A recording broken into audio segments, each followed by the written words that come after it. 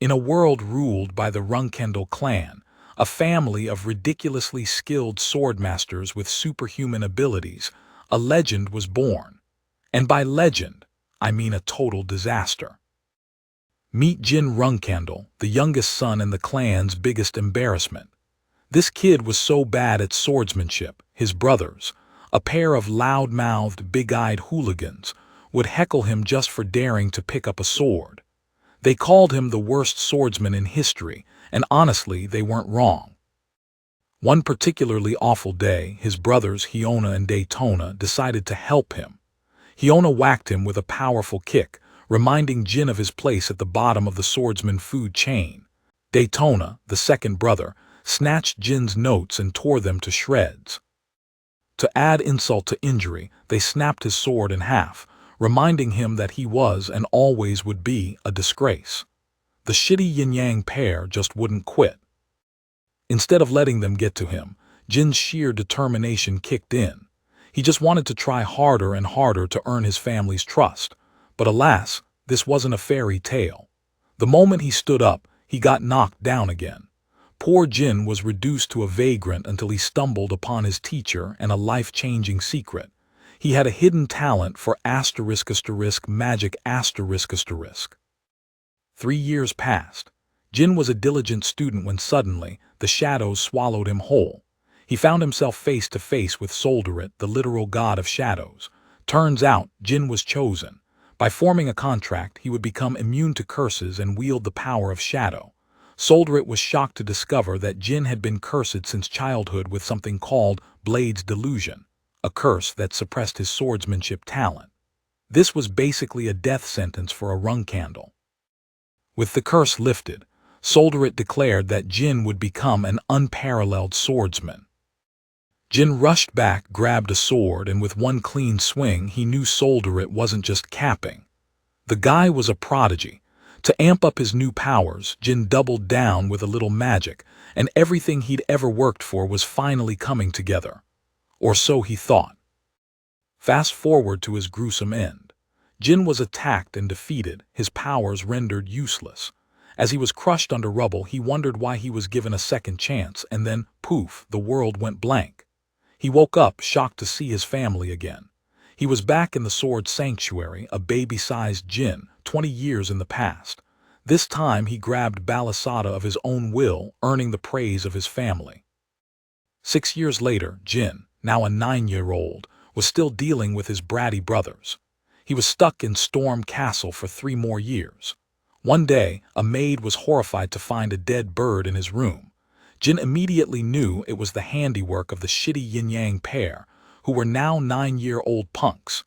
These clowns laughed at the dead bird, a gruesome foreshadowing of the murderers they would become in his original life. When Hyona tried to sucker punch him, Jin blocked the attack with a look that said, "Oh, you wanna play?" He delivered a thunderous beating that left both of his brothers on the ground, beaten and bruised. Jin told their guardian knight Khan that they got into a fight with each other. Khan, sensing something was off, decided to report Jin to their father. This led to the legendary patriarch, Kuren Runkendel, summoning his son. The patriarch of the Runkendel clan was a divine star knight and a demigod, so powerful that his human emotions had dulled, replaced by an obsession with his clan's greatness. In his first life, Jin was a nobody to him. This time, he walked with swagger and confidence. Jin kneeled before his father, addressing him as patriarch instead of father. When asked what his brother's mistake was, Jin replied that their only mistake was revenge. He explained that a true Runkendel always takes revenge, no matter the relationship. This answer was so absurdly perfect that it passed the patriarch's test. He dismissed everyone, wanting a private meeting. Kuren questioned Jin about his new magical abilities, explaining that magic limits swordsmanship. Jin, knowing the truth would be a terrible idea, simply showed him a glimpse of his power. In a stunning twist, it was revealed that this was the Shadow Force **, the same power wielded by the clan's founding patriarch. Kuren, shocked that his son could wield both Balasada and the Shadow Force, wondered if Jin was destined to become the next patriarch. Jin, curious, asked if the god of shadows was stronger than his father. With a confident smirk, Kieran said he didn't know because he hadn't fought a god yet. He then asked Jin what he would use his powers for. Jin, trying to sound noble, said he'd use them for the clan. Kieran, seeing through the lie, laughed and demanded an honest answer. Jin, taking a breath, declared, "I will use the shadow force for myself." Kieran wasn't frustrated, he was proud. The meeting ended with the patriarch promising to observe his son, leaving Jin exhausted but proud. That night his elder sister, Mary, the madwoman of the South, gave him a gift, a burning phoenix heart ***. It was a crazy present for a 7-year-old, but Mary was just that kind of crazy. This wasn't just a gift, it was an invitation to get strong and challenge her someday. Jin's bratty brothers, now feeling a little bit sorry for themselves, came crawling back, drooling over a bowl of soup. Jin, ever the savage, offered them a deal: dig a hole for him in exchange for a spoonful of soup. They, of course, took the bait. After a ton of digging, they returned, filthy and exhausted, only to find Jin had left them a single spoonful. Using their hole, Jin used a simple spell to shatter a hollow wall, revealing the *** secret library of the Runkendall clan ***. This library was full of relics from fallen enemies and was only accessible to flag bearers. But Jin knew the secret passcode from his past life: Console Murakin. Inside he found a murky capsule containing a scaly figure, the legendary dark dragon Murakin. The dragon, who had been in a deep sleep, suddenly woke up. Murakin was furious to find himself as a Runkendall clan guardian, but then he sensed the shadow force inside Jin. He realized this tiny pipsqueak was Solderit's contractor, and now, by ancient oath, his partner. Jin frequented the library for months, becoming a diligent the Runkendells.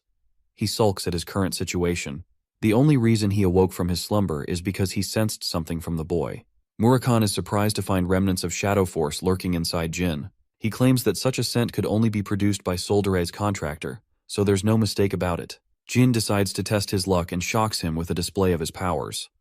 The dragon stutters before collapsing in defeat. He's disappointed to realize that the latest contractor is a pipsqueak. Murakan is devastated to explain that he made a promise with the god of darkness, and because of that, his partner is apparently Jin. The dragon saves the explanation for another time. He decides to give the boy a proper introduction as the monster manifests into its true form. Murakan is an aide of the god of shadows, as well as the last descendant of the shadows. He made an oath a millennia ago. This gigantic beast has vowed to partner with the boy as he is Solderit's contractor. Jin introduces himself as the youngest Runkendell and greets the legendary dragon. The mountain where the storm castle stands was named after the legendary dragon, who reigned over the lands for millennia before losing a battle against the first patriarch of the Runkendall clan. It was clear that they weren't actually enemies. The contractors of gods are always assigned a guardian dragon, which is why people wondered about the disappearance of the dark dragon. They didn't know he was residing in its deep slumber. Jin wonders if he's found himself a guardian dragon upon the dragon's awakening. Thanks to his human form, he's able to chat with him and get some of his questions cleared. Jin frequented the library for months after the dragon's awakening. He wanted to know the reason Tamar and Murakan fought each other. The silly dragon doesn't recall the real reason as he forgets. More importantly, he's found an obsession with strawberry pies. Jin tells him that he prepares copies of the original books in the library. Unfortunately, he doesn't know about most of the content. Murakan is still impressed by the boy's perseverance, as any other child would have given up easily. The boy explains that he's just average for a Runkendall. He has a dozen older siblings as well as amazing people like his parents. Jin has great ambition and wants to surpass them. He questions how much Tamar understood at the same age, since this guy is supposed to be the strongest man ever recorded in history. Jin was curious how close he was compared to that guy. The dark dragon told him that even someone like him couldn't have ever understood a single sentence at his tender age.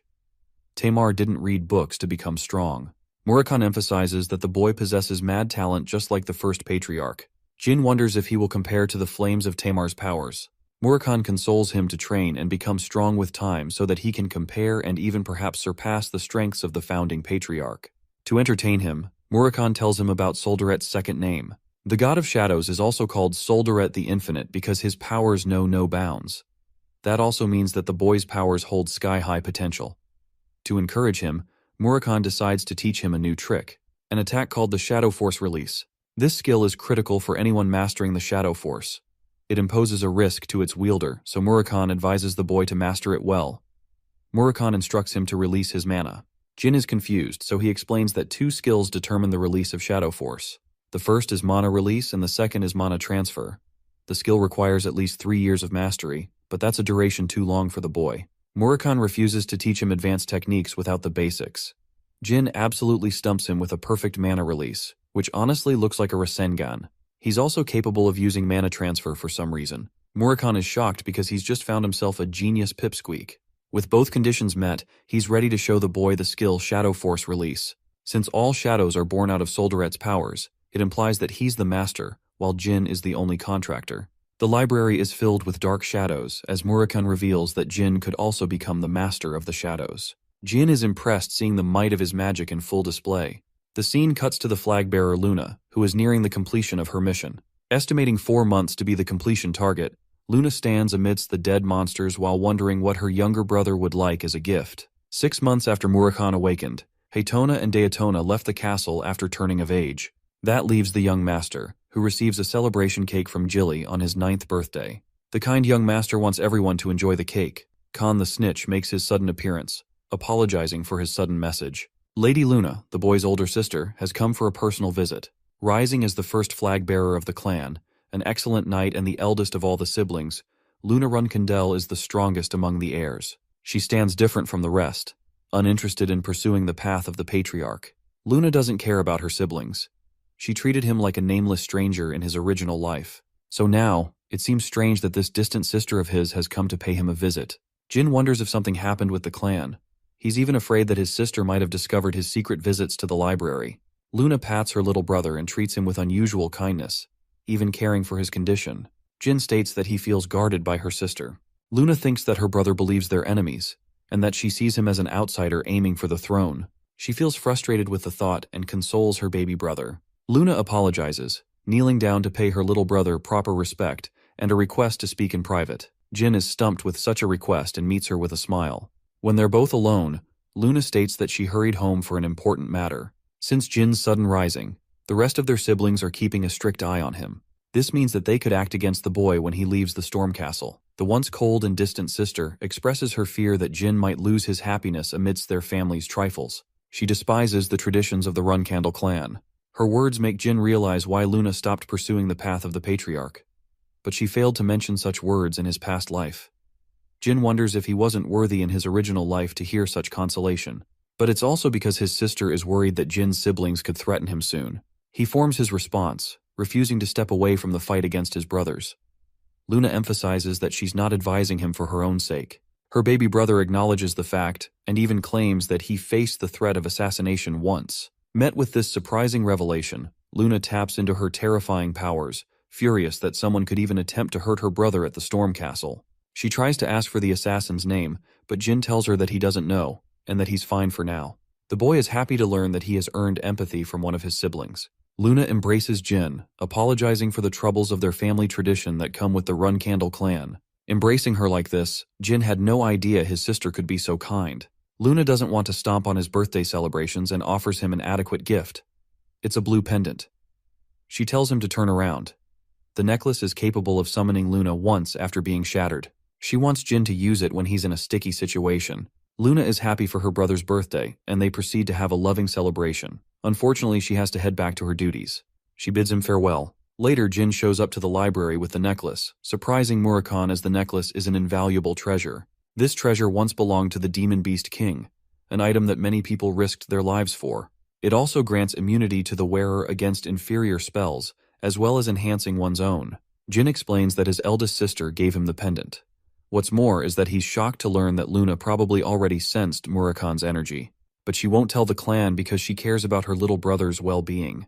Coming back to Luna, she knows something is up between Jin and Murakami, but she chooses to trust in his powers and support her little brother no matter what becomes of him. Jin thought that the first 10 years of his life would be slow and boring at the castle, but in this short time, he learned a lot.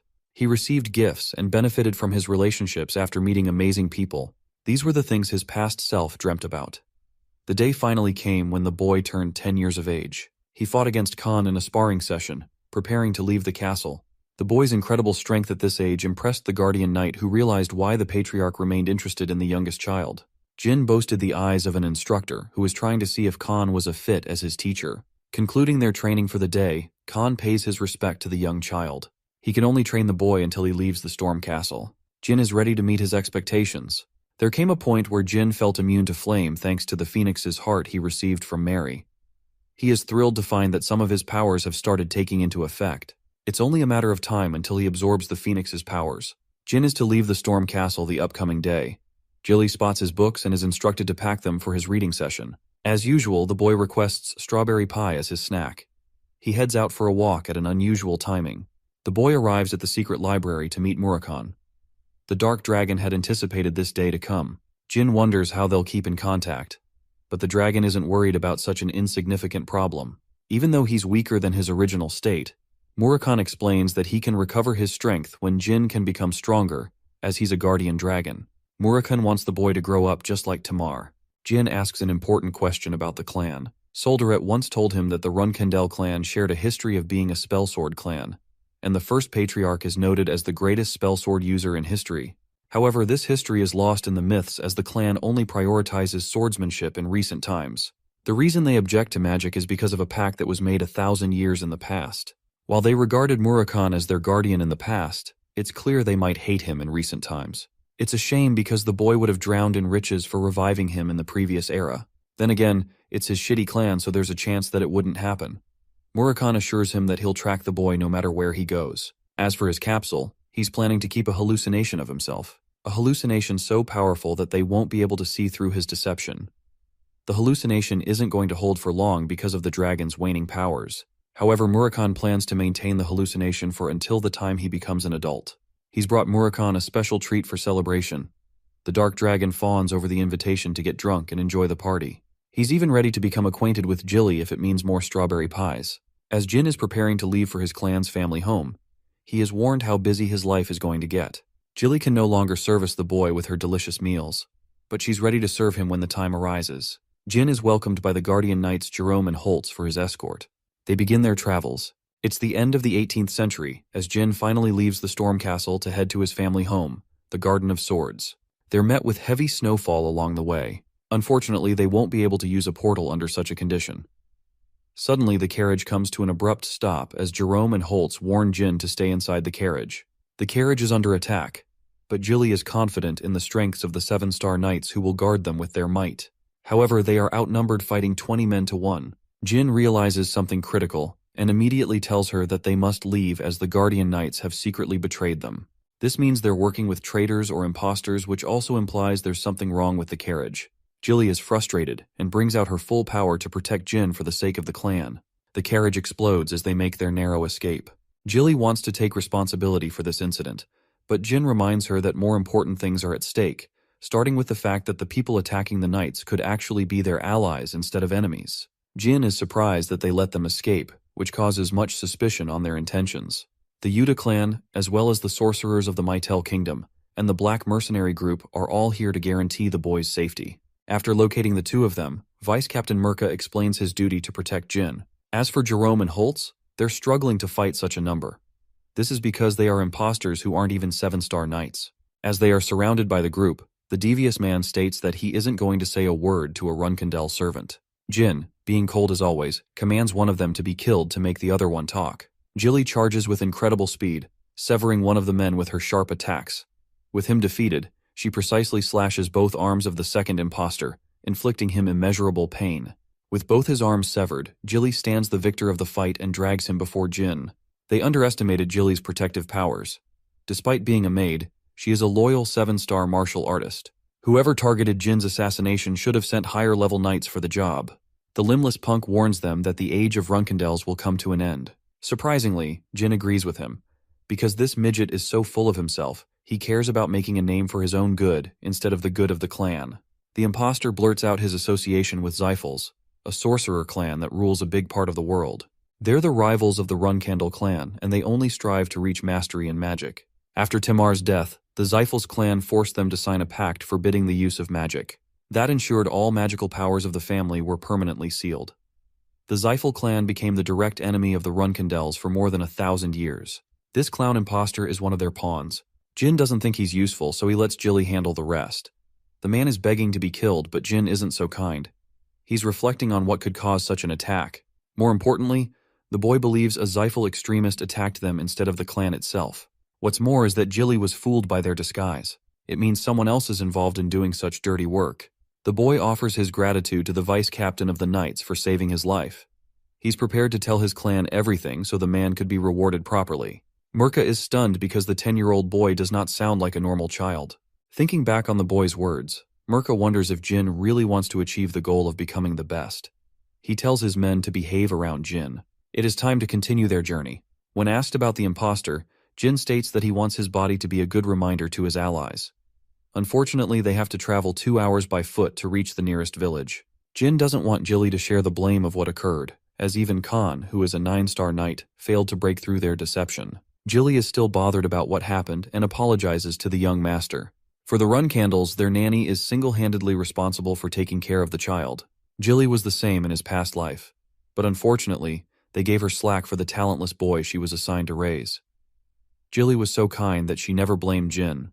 She was expelled from the clan the same day he was, and even on that very day she apologized for failing him. She was the only devoted person he knew in his life. Jin wants to prepare her for the future to come. This woman can't stop blaming herself. So Jin takes a frustrated twist and emphasizes that she's the only trustworthy knight for his protection. Later, Jilly thinks about the boy's scolding. She recognizes that he didn't want her to feel bad. Fortunately, she's ready to perform at her best to impress him. Arriving at the village inn, Jin thinks that it's almost certain the Transfigurator got involved. Bubar Gaston specializes in exercising an ability of dragons called transformation. He performed a greater transformation ability than even monsters, allowing many crimes to occur throughout the world. Jin thinks that with that man's involvement, things could shape up to become problematic. He remembers Bubar's chaos coming to an end when he was arrested in his previous life. The boy wonders if he should try and recruit the man in this life, even though he was nearly assassinated by one of his schemes. Jin is exhausted and ultimately crashes in his bed. Jilly puts him to rest. When Jin wakes up, he realizes that it must be his harsh training taking a toll on his body. There is an annoying cat hanging around his window. My boy suddenly realizes that this dumbass is actually Murakhan. This dude turned himself into a damn cat to follow him around the world. Murakhan gets angry and hisses at him. Jin allows him to come inside, but he's still frustrated. He turns to his human form to scold the boy, but he's so clumsy the fool crashes into his desk. Jilly instantly barges in to check on Jin, and then she discovers the intruder. She's ready to kill this guy before our boy even has a chance to speak. Murakhan suddenly remembers it was Jilly who baked him strawberry pies. Basically, he's just found his lottery ticket. Jin is out here dreading his life. He decides to take the honest approach with her, introducing Murakhan as the guardian dragon of the clan. Jilly is utterly stumped and apologizes for attacking him. More importantly, she's curious why her nickname is Strawberry Pie all of a sudden. Jilly learns that throughout this time, Jin secretly had her bake pies for Murakhan. After a long explanation of what happened, Jilly is shocked to learn that the boy has the ability to wield magic and shares a contract with the god of darkness. She's actually supportive of his talents, which is why Jin decided to tell her everything. He emphasizes that his relationship with Murakhan, as well as the source of his powers, must remain a secret. At first, she trusts the guardian dragon, but after learning that he is clumsy enough to trip and fall, Jilly wonders if it's really a good idea to rely on him. They arrive at the portal, where Mirka's duty has come to completion. He is eager to explore the kind of person Jin will grow into. Mirka is curious why an excellent martial artist like Jilly left her clan to join the Runkindels. She refuses to elaborate and leaves with the boy. The staff at Mytel Portal learns that they're dealing with the high nobility of the Runkindel family.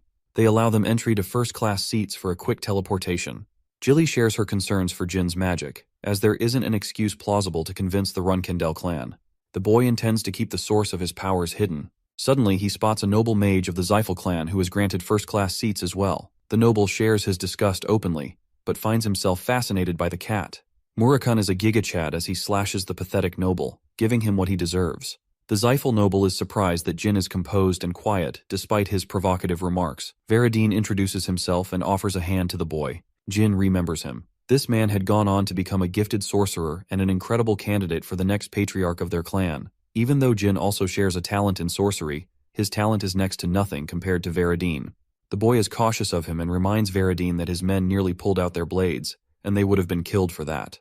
He dishes out equal provocation as a joke, but Jin emphasizes that he wasn't just joking around. Veridine gets actual chills from the boy, but he imparts him with advice not to stir up trouble between the two major clans. Jin claims that both their fathers are people of great stature, and that they would never go into war over a children's fight. Veridine is impressed, but Jin is verbally abusing this man. He tells him to shut up for the rest of the portal ride. Veridine is almost enchanted and wants to befriend Jin, but it would complicate their clan's relationships. So instead he vows to make him his rival for the ages to come. As for Jin, he's surprised Veridine is maintaining his school even after his joke. It's almost as if the Z-Fulls are chaotic and messed up in their heads. Teleportation is underway. Before being teleported, Veridine expresses his excitement to meet Jin in the future, but the boy doesn't share his enthusiasm and doesn't want chances of that happening. Finally, Jin has arrived. Petrov, a second-class butler of the family, meets his grace, welcoming him to the Garden of the Swords and the home of the Runcandle family. The Garden of Swords is a sanctuary of blades for the most reputable members of the Runcandle family. To have one's weapon be marked in this garden is the height of honor for a Runcandle family member. The boy once shared the same goal, but with the weaknesses of his past life, he became naive and foolish. Now that he's equipped with a cunning nature, Jin believes he will have an easier time in the house. The boy meets his mother, Rosa Runcandel. Ciaron is alarmed by the cat he picked up on the way. The fact that he claims ownership over the animal is considered a proud quality. Jin has decided to name him Kitty Runcandel, but this kind of name is seen as offensive by his brothers, as it is an animal undeserving of their name. Ciaron asks why he did that. The boy counters that he wants to take responsibility for the cat, a creature that he claimed as his own. He wants to ensure he takes care of it, even though the Runcandle name is a heavy burden, as Jin will have to seek revenge should anyone bother his pet. The patriarch is impressed with the boy's ability to make quick enemies. His siblings aren't an exception. Jin emphasizes that he doesn't shy away from taking his enemies down. His father appreciates this kind of attitude and hopes his older siblings stay sharp and don't underestimate him. 4 years have passed since then. Jin is a 14-year-old classified as a 2-star knight. His training session is concluded with Garen, and his next training is scheduled with Luna. Jin doesn't want to share lunch with his family and prefers eating with the cats. Velop has brought him lunch. He's a commoner who is going to be expelled from the clan soon. Interestingly, he's so calm and always praises Jin's mightiness. Our boy tells him to stray away from the path of humility, as he often gets looked down upon. Jin encourages him to take some pride in his abilities, since he's also a Runcandel cadet.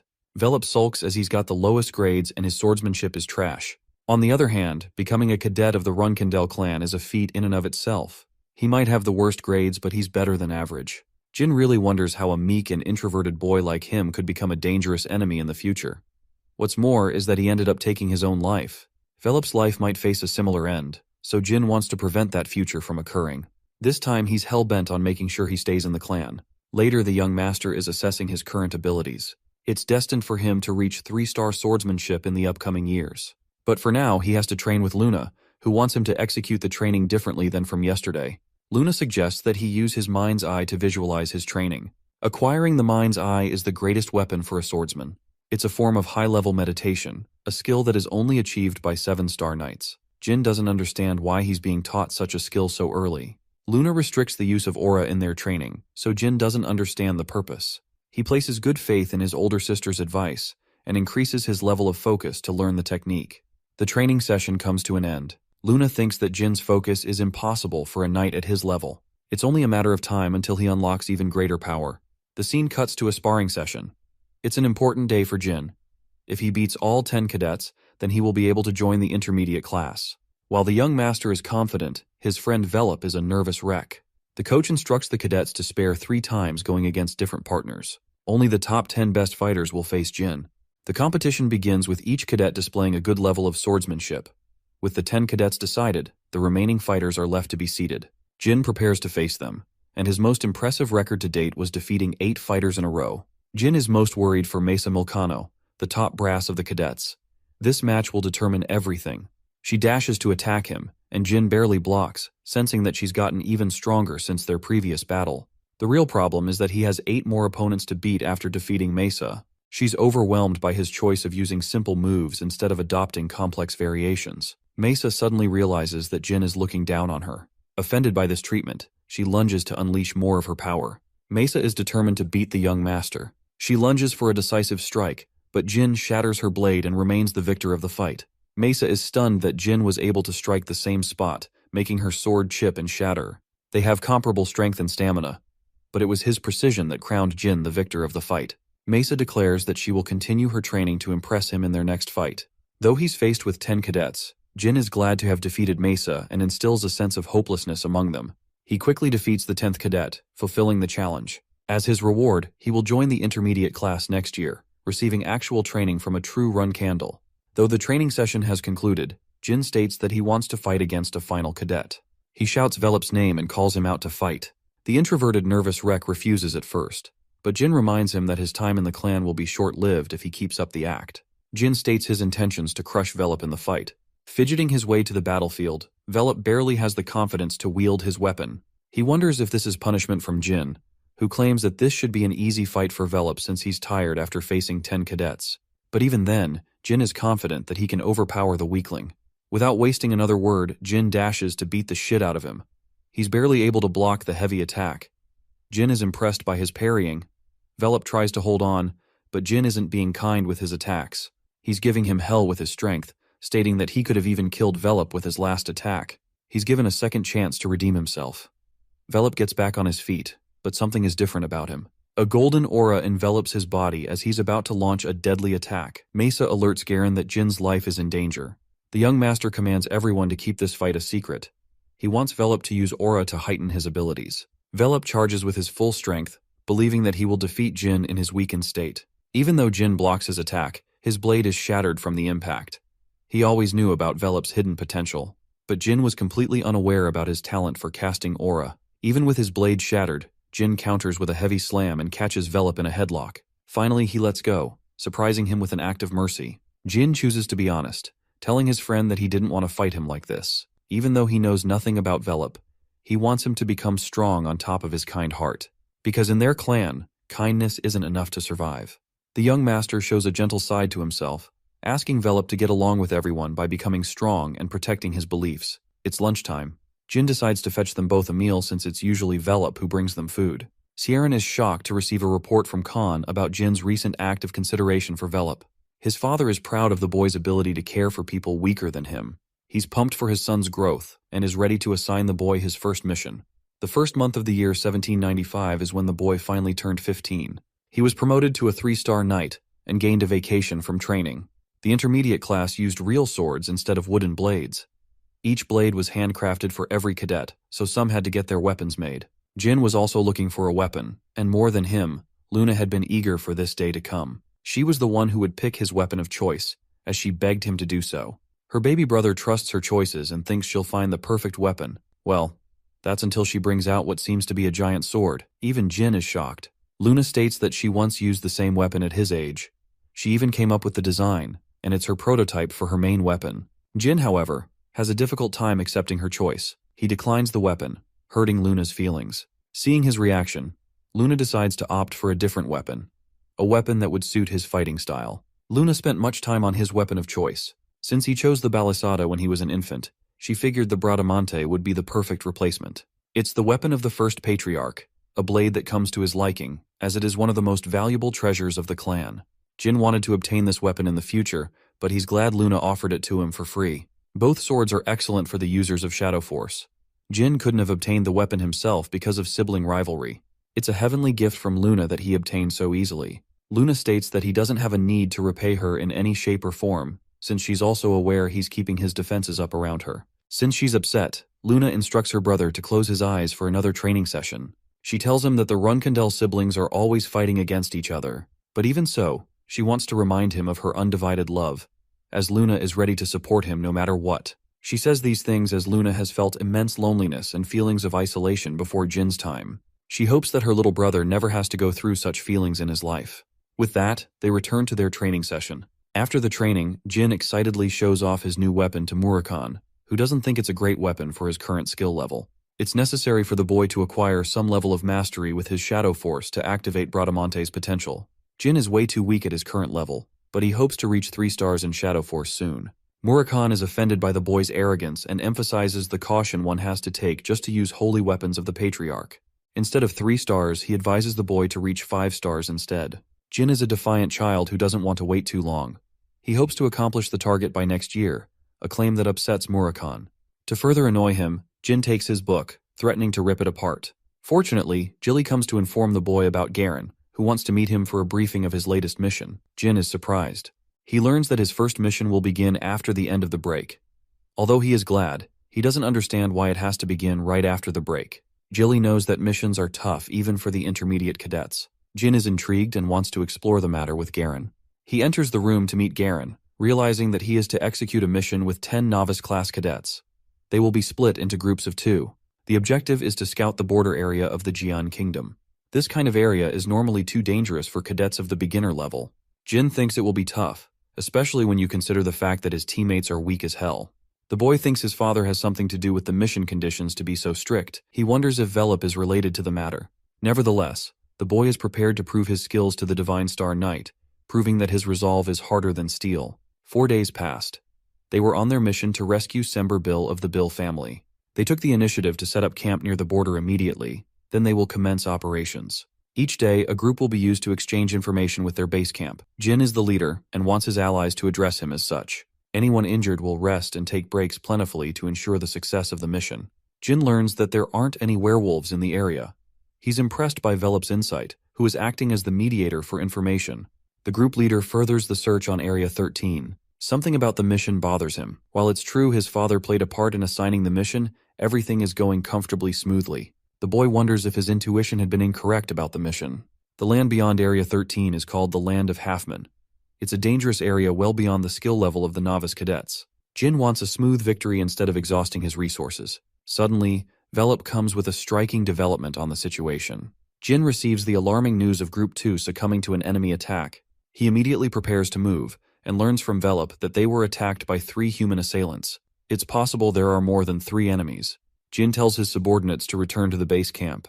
He leads the charge against the enemies while reducing their intentions. There are many questions troubling Jin, but he's prepared to exact his revenge against the enemy. Traces of blood terrify Velop. He fears Mesa's group got annihilated. However, Jin thinks there is hope as there aren't any pieces of flesh around. It's possible only one assailant is attacking them. Jin comes to discover a bloodied bandage. With this discovery, he deduces that Group 2 switched tracks after sensing another threat near the vicinity. He wants Sierra to go with Eddington and David, while Jin is to pursue Group 2 with Velop. They both manage to find Group 2 fighting against their enemies, but Mesa is nowhere to be found. He commands Velop to attack the one on the left. Jin coats his weapon with Shadow Force, increasing its attack potency. He launches the blade, instantly killing one of the assailants. As for the second, Velop launches his attack, but Jin is quick on the draw and slashes him from behind. With that, both assailants have been defeated. Jin learns about Mesa's capture. He gives the assailant 2 choices, both spelling his doom. This terrifying 15-year-old is ruthless and promises to kill every person the assailant has ever known. The man doesn't want his family to face doom, so he spills information about his connection to the Kinzalo faction. They're a terrorist group who became responsible for killing the king of the Jian Kingdom in the original timeline. Under the guise of revolution, they wear a secret intention to conquer the world. Jin inquires about their intention. Unfortunately, the assailant is one of their underlings, so he doesn't have much information about their main base. He tells him about a different base that houses 20 martial artists and sorcerers. As for his final question, Jin wants to know why they kidnapped Mesa. He learns that it was their order to capture the female cadets for a political goal. After receiving this information, Jin lands the killing blow, refusing to be merciful to his enemies. 1 hour has passed since Mesa's capture. He wants his subordinates to request support after healing. Jin is prepared to tackle all 20 assailants himself. His comrades are against such a rash decision, wanting to provide them with their assistance in a dangerous mission. Jin emphasizes that it is his duty to protect the people of his clan. He believes in his strength to complete the mission, and doesn't prefer entertaining objections to his orders. Jin instructs Velop to be in charge in his absence. With that, the group leader dashes to save Mesa, hoping to reach her before it is too late.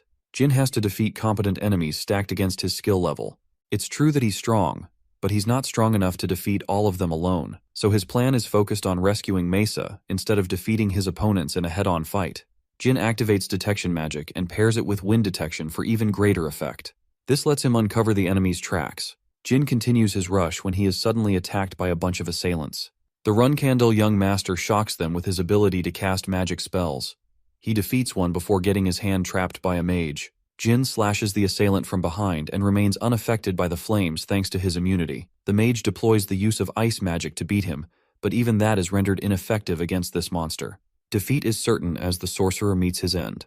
Jin wonders if the assailants are underestimating his faction because of their beginner-level experience. He understands the Kinzalo hierarchy and knows that Mesa won't be harmed until she reaches the officer. It's the only glimmer of hope he has to save Mesa. Jin intends to distract his enemies and casts flame magic to do the job.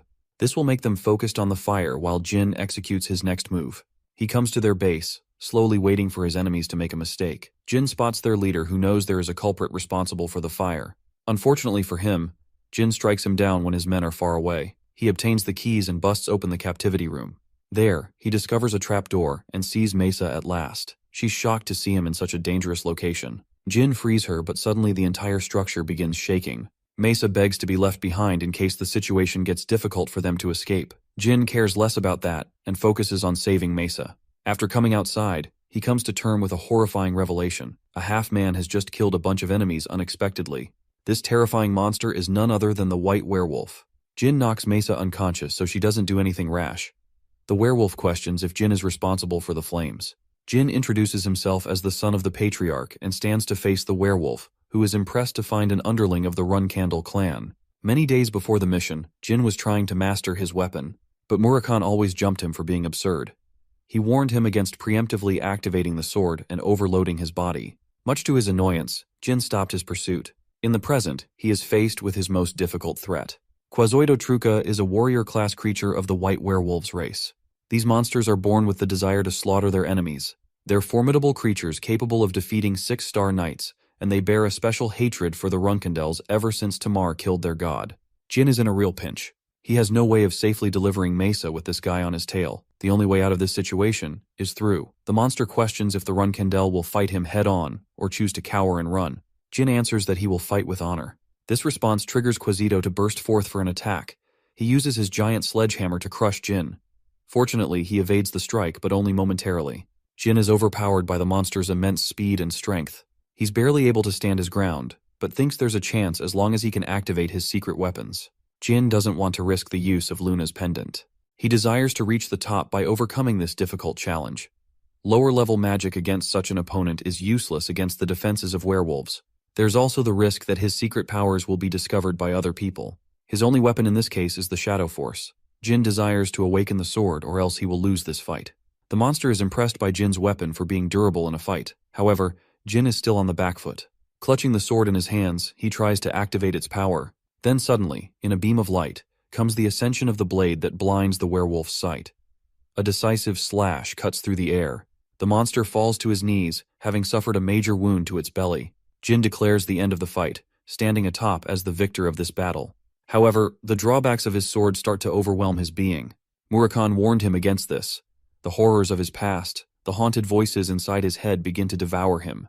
Murakhan comes before the boy, reminding him of the price of activating the sword too early. With the shadows overwhelming his body, he encourages the boy to take his stand, or else he will lose his consciousness forever. Jin remembers to release the Shadow Force, but it's an impossible task as he is swarmed by the dark energy engulfing his body. Jin aims to achieve a level of calmness, and finally removes the pain from his body. Luckily, he didn't incur any wounds, but his body is still overflowing with the Shadow Force. With what little strength he has, he tries to get up to save Mesa. Suddenly, he senses the presence of a random man. The man tells him that he isn't associated with Kinzalo.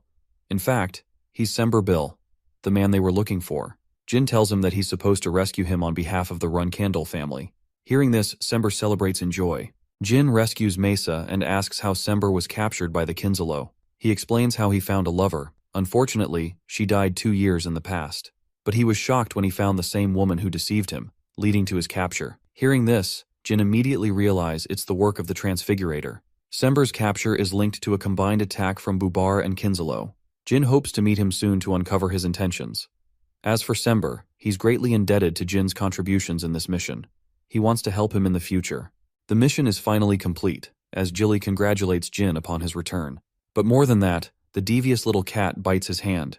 In response, Jin tosses this dude in the window. Murakhan is frustrated that Jin got ahead of himself and activated the sword when he wasn't even ready. He ragdolls Solderet's last contractor for being stupid enough to risk his life. Jilly tries to intervene, but he shuts her down too. Jin counters that he didn't want to waste his pendant, especially when there are more powerful enemies waiting for them. More than that, he's curious how Murakhan was able to tell about the sword's awakening. It's because Jin's growth in Shadow Force shot up by activating the sword. Shadow Force overload is no easy task. 9 out of the 11 users succumbed and crumbled. The only ones that didn't are both Murakami and Jin. Still, he fears having to go through such a terrifying level of pain. The Dark Dragon makes a request for strawberry pie while he's at it, but feels devastated when declined. Talks of Jin's victory over the White Werewolf have raised suspicion. It's clear that Jin's ability is only ranked around 3 stars, so it would be impossible to beat the werewolf. Anna theorizes that the monster he faced must have been weaker than him. However, Miu doesn't buy that explanation.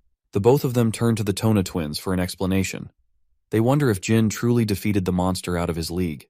There's also the part where he's now in the intermediate class, which means both Haytona and Daytona are going to eat shit. Miu and Anne find their situation hilarious. Anne glares at them, giving them a sharp warning if they were to lie. The brothers confess that they're deathly afraid of Jin. Anne is prepared to help these clowns through their slaves. The intermediate class thrives on the survival of the fittest. Only the best of the best remain from cadets of 3 stars to 5-star levels. As for both Anne and Miu, they've made a bunch of these cadets as their very own slaves. They're ready to deploy them to Haytona and Daytona to beat Jin. The perspective shifts to our boy, who has reached 4 stars in Shadow Force as a result of completing the mission. There's an imminent risk of using his full powers, so Jin wants to reach 6 stars swordsmanship within the next few years of his life. He hopes to become an exceptional swordsman before climbing to rank 7 as a master. However, the strongest swordsmen are all 8-star knights or above. In fact, there are only 100 brilliant knights of such level on a continent with a population of 2 billion. But there's even more, one class that exists beyond even 10 stars. The divine star level of the Patriarch Tieron, who has achieved the strength of a demigod. That's his goal. Jin aspires to climb the heights of a divine star knight to surpass his father. But for now, his current objective is to deal with the intermediate class. The Tona twins are going to pose him much trouble aside from the rest of his siblings.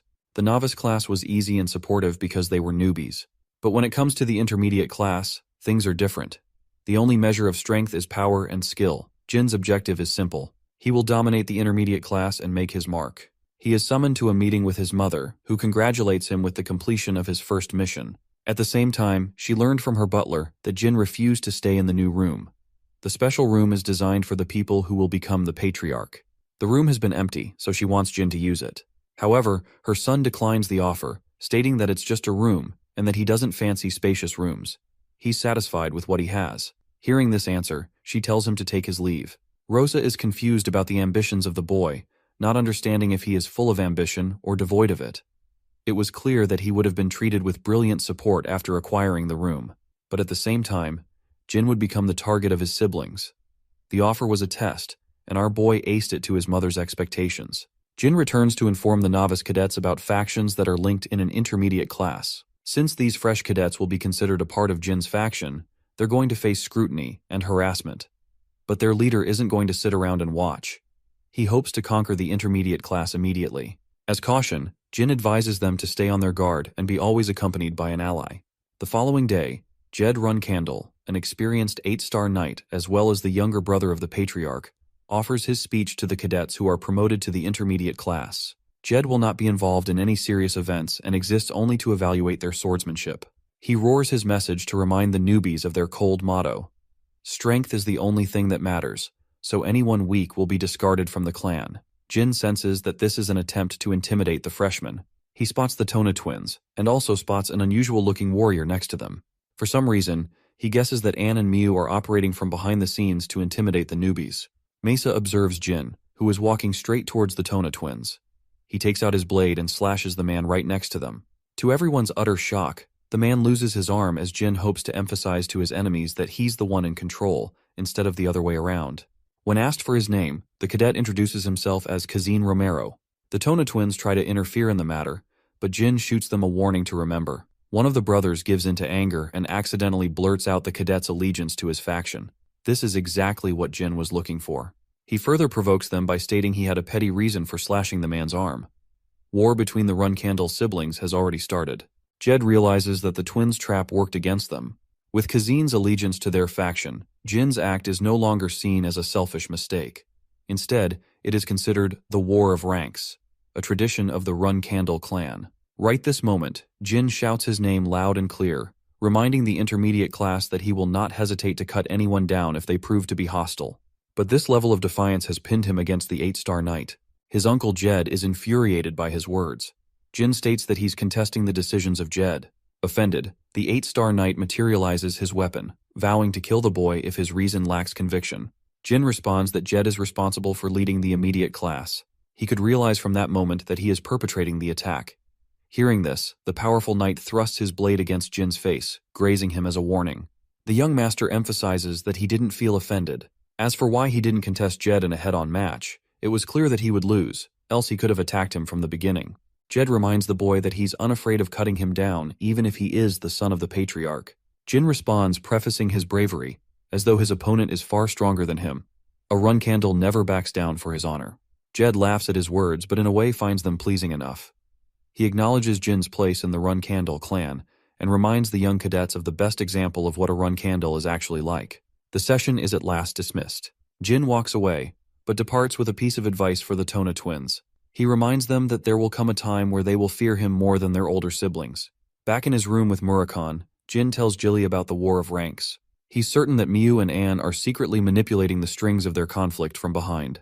Jin slashed Tae Cadet, who stepped out of line. He was a man who was once part of Anne's faction, but somehow joined the twins' faction. It's impossible for them to have 5-star knights in their group, since the leaders aren't supposed to be weaker. Jilly fails to understand Anne and Miu's intentions, but the boy is glad that he's being seen as an enemy and a rival.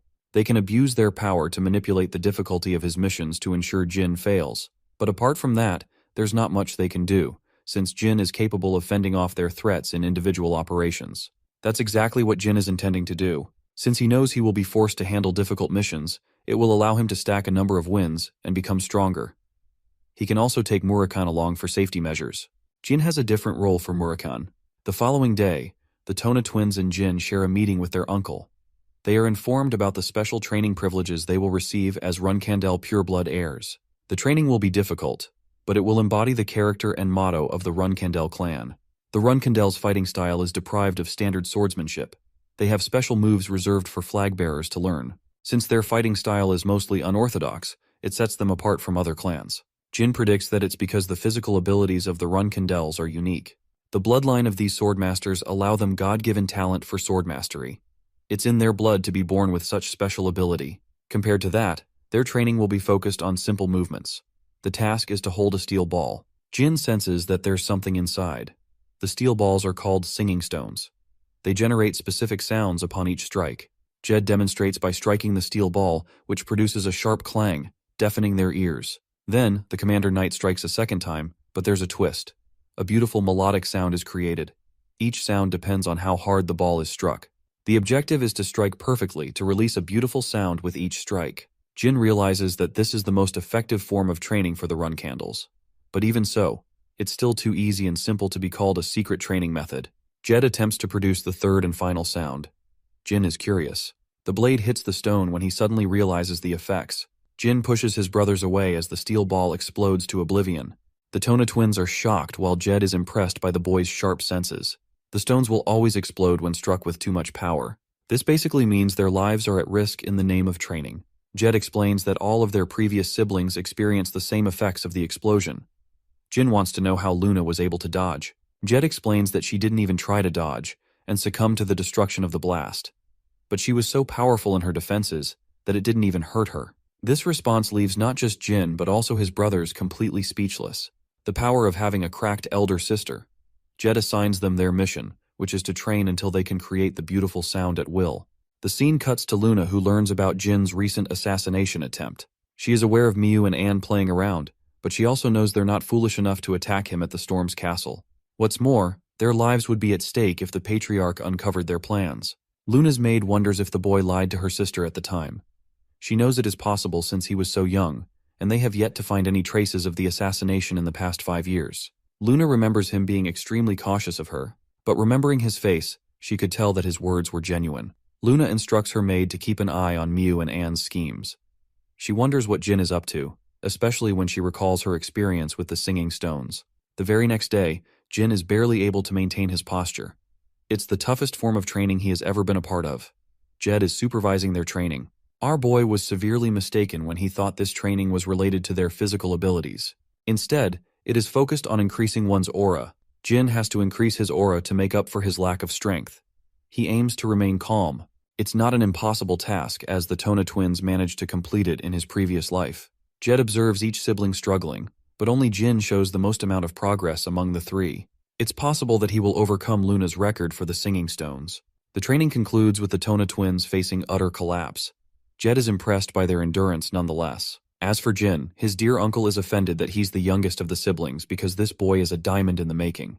The dude is slowly becoming his nephew's #1 fan. 1 month passed.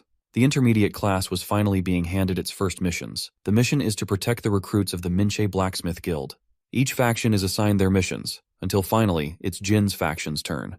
This group of 10 cadets is tasked to slay an enormous number of 25 orcs, nearly double their number. It's not the easiest mission, especially when they've just joined the intermediate class. It's evident that a lot of them won't even make it past their first mission. The other factions make fun of Jin's group, just like he predicted they would. Mesa stops her comrades from arguing, demanding that they maintain their composure as Runkandels. They have no choice in the matter of choosing their missions. The only way out is to execute on them. Mesa wants to shut their haters down for good after achieving victory. Diatona ends up striking the singing stone so hard that it explodes right on him. Jin barely evades the explosion before getting struck by the blast. He doesn't want to train around these clowns because they're careless about their surroundings. The Tona twins are in the process of exploding the stones, but for Jin, something strange happened. His senses became so sharp that it felt like he could sense the object coming from a mile away. At this point, he's confident in his ability to evade the steel pellets should the singing stones ever explode. Jean wonders if this training has something to do with the mind's eye training he did with Luna. To confirm his suspicions, he decides to try again, but Jed breaks into their training session to report them about the new missions. The Tona twins are seething as it's a ceremony with the Vymonth Empire. It's not a life-threatening mission, but a draining one. Jed emphasizes the importance of attending the mission with seriousness, no matter the task. It's an event where strong warriors get to meet up, including the Runkandels. Jed wants the Tona twins to get a good scope of those people. Jin's mission is different, however. He's assigned a target mission. Jin has to kill Talaris's affectionate lover. The secret palace refers to the giant tower controlled by rulers. The current ruler is called Talaris Endorma, a woman so deadly that she doesn't show mercy to those who hurt her lovers. Jin is given the broad scope of the threat of this mission. His target is a man called Alcaro, who is effectively guarded by the agents of the secret palace. What's more, this kind of mission is usually assigned to guardian knights, prompting Hitona and Diatona's reactions. Jin is intrigued by the request. He wonders if the Chanderer family really wants to assassinate one of their own people. Jed explains that his family tried numerous times to retrieve Alcaro to preserve the family's secrets. With no options left, they pinned an assassination request over his head. Jin accepts the mission with conviction, much to Jed's shock, as it is well beyond Jin's current skill level. Jed decides to entertain his answer. He tasks the three to go out for the mission in 3 days. The Tona twins are actually worried for Jin's life, because even they understand the gravity of this mission. They advise him to state his name as a Runkandel, thinking it would be enough to help him. Our boy is shocked by their consideration and slices the steel ball perfectly, producing a gentle sound. Jin has already achieved mastery, and by the time he returns, the Tona twins will be forced to side with him. Even Jed believes they should make the sensible choice of following Jin, because their very lives will be at stake if they don't. The day of the mission is here. Jin will be designated in the dangerous Mahmit Lawless region. The Runkandel young master has maintained a slight disguise to mask his appearance and identity. Jin's group is supposed to slay monsters, but he doesn't know they're supposed to be facing 25 orcs. All of them are miserable about the mission, to the point they've already accepted their deaths. Jin emphasizes that he will return from this mission no matter what. Jilly finds his subordinates cute for acting worried for him. Murakhan tries to gloat about being the great dark dragon, not realizing he's reduced to being a stupid cat right now. Jin wants Jilly to enjoy the vacation while he's gone. She shares her personal concerns as Mamit is a deadly place. Jin promises his return and takes off. The Mamit region is festered with the worst criminals around. These people bask in toxicity and malice. Jin has arrived to kick their butts. They haven't seen this person before. He acts audacious like he owns the place. One of the crooks questions if he's secretly a 9-star knight. He wants the newbie to understand the order of strength. But Jin has no time for such petty banters. He stabs the man's head clean and instills a chilling sensation among the people. The criminals don't share feelings of loss for their fallen fellow. They're psychopathic people, and as advised by his teacher, Jin is trying to show them he's not to mess around with. He's grateful for his teacher's help. Jin takes the drink, unafraid of it being poisoned. He tosses the payment and eats breakfast. The bartender wonders if he's looking for someone. Jin confirms and asks for a person called Hister. Unfortunately, there's no one like her in town. Jin asks for a place to stay. The bartender recommends Moonlight Well, a safe inn where only the kings of Mamit reside. It's a luxurious inn. Since Alcaro is a rich kid, he didn't have to worry about minuscule troubles in his life. He's nothing more than a clown who can't control his lust for pleasure. Alcaro's only sticking around to try and gain the affection of the ruler, but there's no point as she's moved on to her next fascination. With only one place left to his enjoyment and safety, it's clear that Alcaro must have guards swarming around him. Jin decides to stay in the lobby to get a good view of the situation. Interestingly, he spots Alcaro immediately as he's arguing with his men. The guards don't want to leave him unattended, but Alcaro is lost in his desires. He even threatens to kill them. In response, Alcaro gets slammed by a heavy punch that knocks him out for good. They're tired of guarding this annoying clown who is mad in his obsession. Alcaro's guards are all powerful enough to cross the 6-star level. The assassination itself is easy, but making his return and fleeing safely is the difficult part. Since he can't easily poison someone in Mamit, it will be difficult. There's no chance of killing him directly because of Alcaro's men. Jin finds himself in a pinch until he discovers the perfect solution to all his worries. The following day, we catch a glimpse of Cirrus Endorma, the ruler's daughter. She learns that 6 men are guarding Alcaro strongly, a man who may as well be called a fool. Funnily enough, she's also prepared to kill him because the woman is sick and tired of his antics. As they're approaching the inn, an enormous thunderbolt strikes the establishment and pulverizes the place. The daughter of Talaris is excited, realizing there is more than what meets the eye. Circling back to Jin's grand plan, he opted to use a magic attack and increase its potency by stacking Shadow Force on top. This would help create a powerful 6-star magic spell, strong enough to assert the idea that they're being attacked by a powerful mage. No one would suspect the boy, especially when the greatest prodigy of sorcery, Veradine Zyphel, also just reached 6-star level. Jin has to ensure the attack came from outside, which is why he decided to go for a lightning-based attack. With his command over Shadow Force, he casted its release and manifested his lightning powers. The disastrous thunderbolt struck the settlement before they could even act. Their immediate suspicion alerted them to believe that this is the attack of a sorcerer. Ceres assesses the seriousness of the situation. She wants to protect her guards even if the scumbag died. But the moment they try to get close, the thunderbolt sends them flying back. They wonder if the Zyphel sorcerers are exacting revenge against the secret palace. A third thunderbolt strikes the settlement. Ceres thinks there won't be a fourth attack. She's hoping no one is massively hurt. Unfortunately, during this stunt, even Jin caught massive injuries as he endured the wrath of his own spell. Though the guards are still alive, Alcaro is nowhere to be found. Jin wants to ensure the execution while he still can. But unfortunately, Cirrus catches sight of him and tries to help him. She doesn't really care about Alcaro's safety and prefers his execution anyway. Cirrus also demands the capture of the sorcerer responsible for casting the spells. Jin is glad that he doesn't have to do the dirty work of killing Alcaro when she's here with a whole squad of her own. But there's bound to be trouble if she recognizes Jin's identity as a run candle. The guards come to inform Alcaro's confirmed death because of the lethal spell. Ceres gains control of the Moonlight Well as the daughter of the ruler Talaris. There are obvious objections to her declaration, as she is challenged by the crooks of Mamit. Ceres shows her domination as she cuts them down with her icicle blade. She plans to compensate for the damages if the sorcerer aims to attack the secret palace, but she's also ready to ruin their lives if the sorcerer's target was one of the criminals. Ceres claims control over the inn. Her next target is the sorcerer who attacked them. It's clear that it has to be one of the survivors who casted the spell. She's already pissed that they provoked a powerful enemy. Ceres is annoyed by Jin's sluggish pace, calling him a coward. She tends to his leg injury, something a commoner could brag about for a century.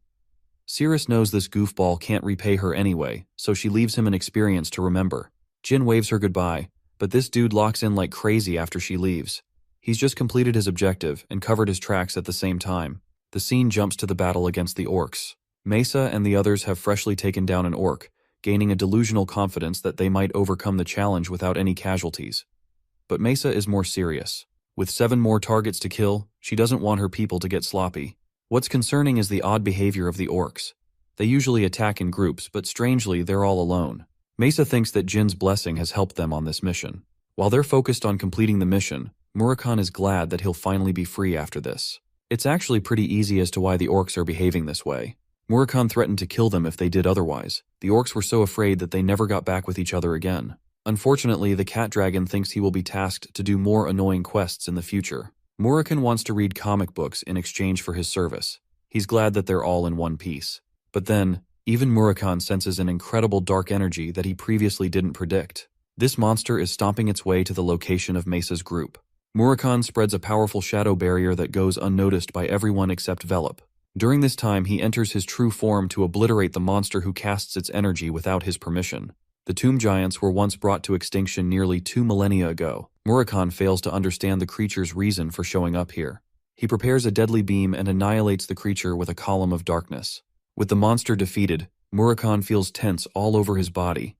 He hasn't used this much power in a long while, but he's confident the Xiphals have something to do with the tomb giant's sudden appearance. These strange coincidences riddle him, but he's uninterested in informing Jin about the situation. Murakami understands that there will come a time when Jin will face the Xiphal clan.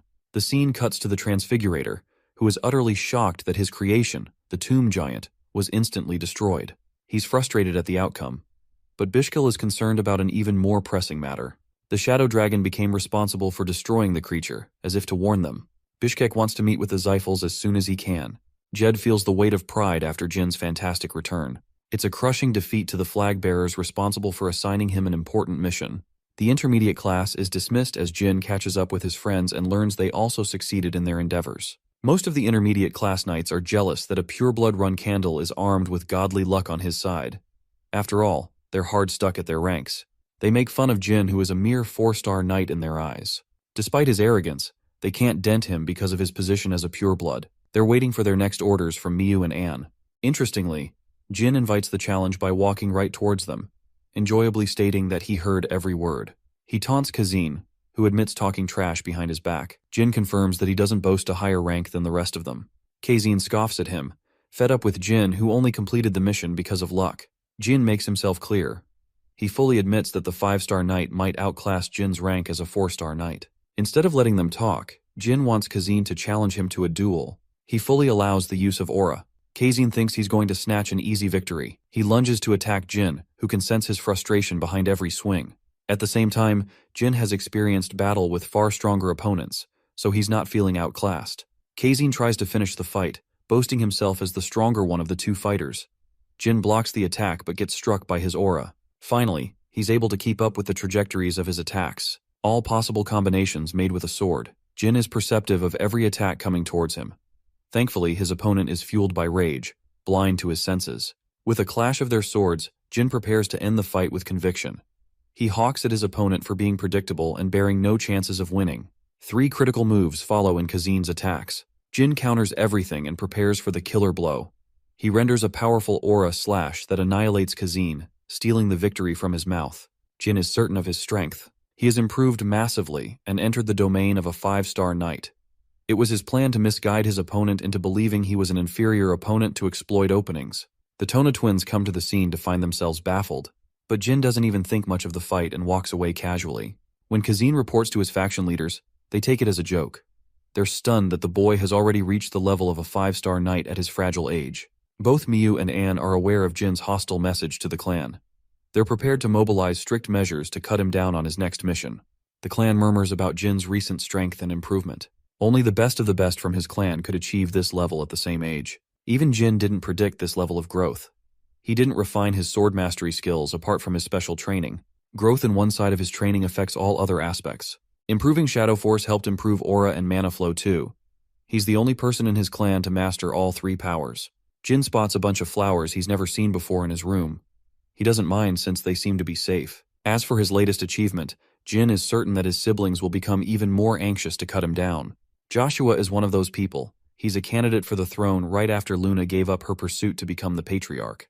Joshua is working on improving his strategic position in the clan with the help of their mother. At first, Jin wanted to conceal his skills, but he changed his mind. It's clear that the whole world will know about his accomplishments. Instead of gloating about his achievements, Jin wants his father to take notice. Siren isn't satisfied with Joshua sitting on the throne. Ehi wanted Luna, but she lacked ambition and walked away despite her incredible talents. With Luna gone, the next candidate became Joshua. All of this happened long before Gin made his accomplishments show that he is worthy of the throne. Jin is aware that his father will definitely test him with a difficult trial. What's more is that he might provide personal protection to safeguard Jin, in case he gets ambushed before the test. Thanks to his Kieran's intrigue, Jin will survive the wrath of his siblings. Knowing that a banquet will be hosted upon his father's return, Jin is expecting great things. A few days after this conversation, Invitational letters from clans all over the world have come crashing in. Jin has maintained a peaceful life against the flag bearers. They don't want to risk attacking him while he's sharing the limelight. The Runkandel family reputation would be at stake in that case. Petrov suddenly comes rushing in with news of Jin's latest mission. Their mother is infuriated, disappointed by her children's actions. They were bold enough to send Jin right to his death by assigning him a mission in the Zyphal territory. Jin crashes the party with his appearance. Luntia, Ran, and Vuigo glance at their youngest brother. Their mother Rosa instantly cancels the mission, crushing both Anne and Miu's plans. She roars at the scumbags who openly decided to plot their own brother's death. Miu and Anne share extreme hostility, as if plotting their brother's death should be taken lightly. They're walking on eggshells. Conflicts were encouraged for the sake of competition when they grew up. They all had to face hardship while growing up during their time in the intermediate class. Rosa validates their concerns, confirming the necessity of competition. But at the same time, neither Anne or Miu reached the achievement of a 5-star knight at a young age. Jin is literally built differently, basically. In other words, their mother does not want to lose an exceptional talent to their antics. What's more is that Luntia, Ran, and Vuigo are getting equal trouble for their involvement. They're punished by returning precious swords to the clan. Rosa even threatens to confiscate every sword in their possession if they do not oblige. Faced with so much commotion, Rosa waits for Jin's response.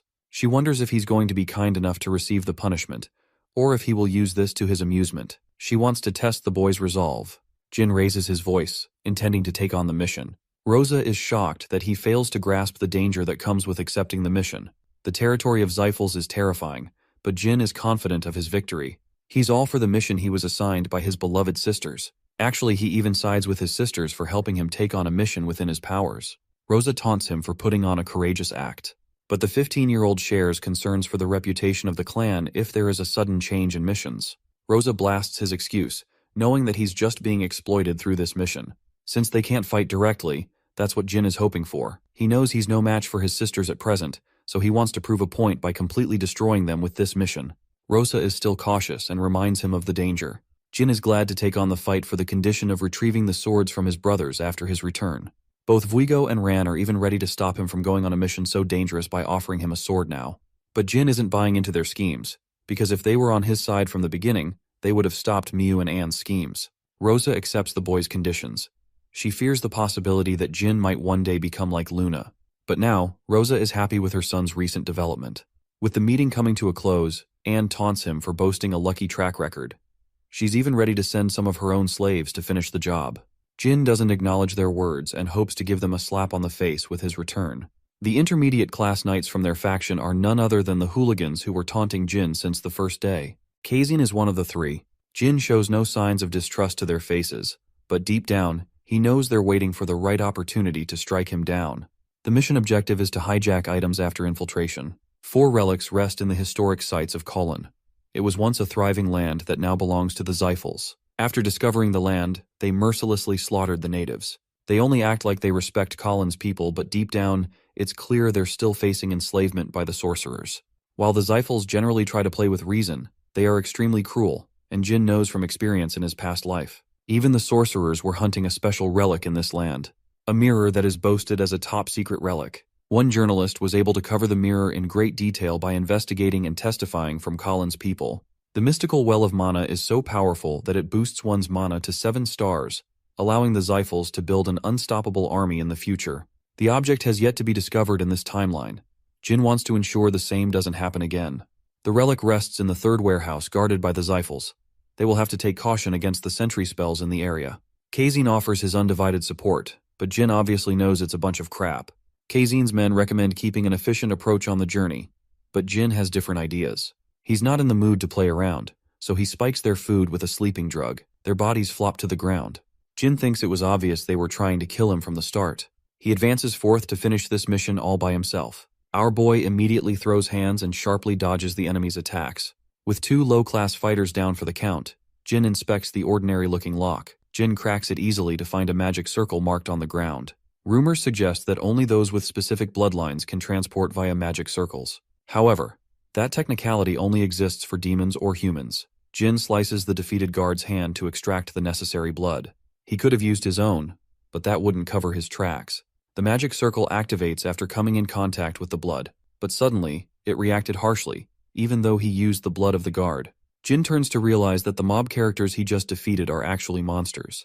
He falls back to inflict them with wind magic. Originally, Jin wanted to cover his mana, but he's forced to use magic against these monsters. With his blade, he stabs the demon with a sharp slash but ultimately gets pushed back. Jin unsheathes the holy blade, which scares the ugly twins. What's more is that they're capable of regeneration at an immense speed. Jin is confident that he isn't dealing with ordinary demons since they were humans only moments ago. The Xiphal territory is filled with sorcerers, and now there is the appearance of terrifying monsters with mysterious origins. The answer is clear, that they were forged biological golems. This implies that the Xiphals are using the people of Kolon as their personal lab facility.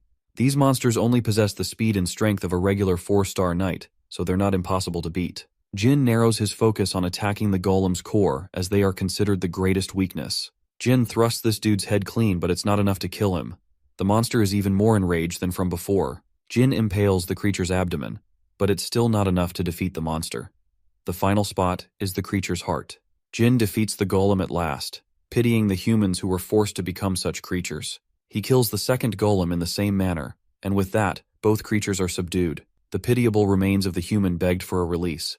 Jin eased his pain by dealing the finishing blow. It's clear to him that there is an outside evil force turning innocent humans into bloodthirsty monsters. His heart is filled with anger after discovering the horrors of the Xiphals. The swordsman wonders if his sisters knew about this fact.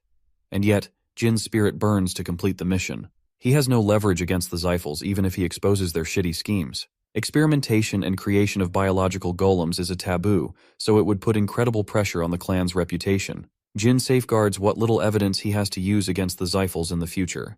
What's more is that the sorcerers aren't jumping him to attack, implying that it's just a regular warehouse. Jin observes guarded relics. He has to overcome their spells before obtaining them. First, he wanted to try and solve each spell, but with the discovery of the biological golems, Jin takes a reckless approach by combining Shadow Force with his flame magic.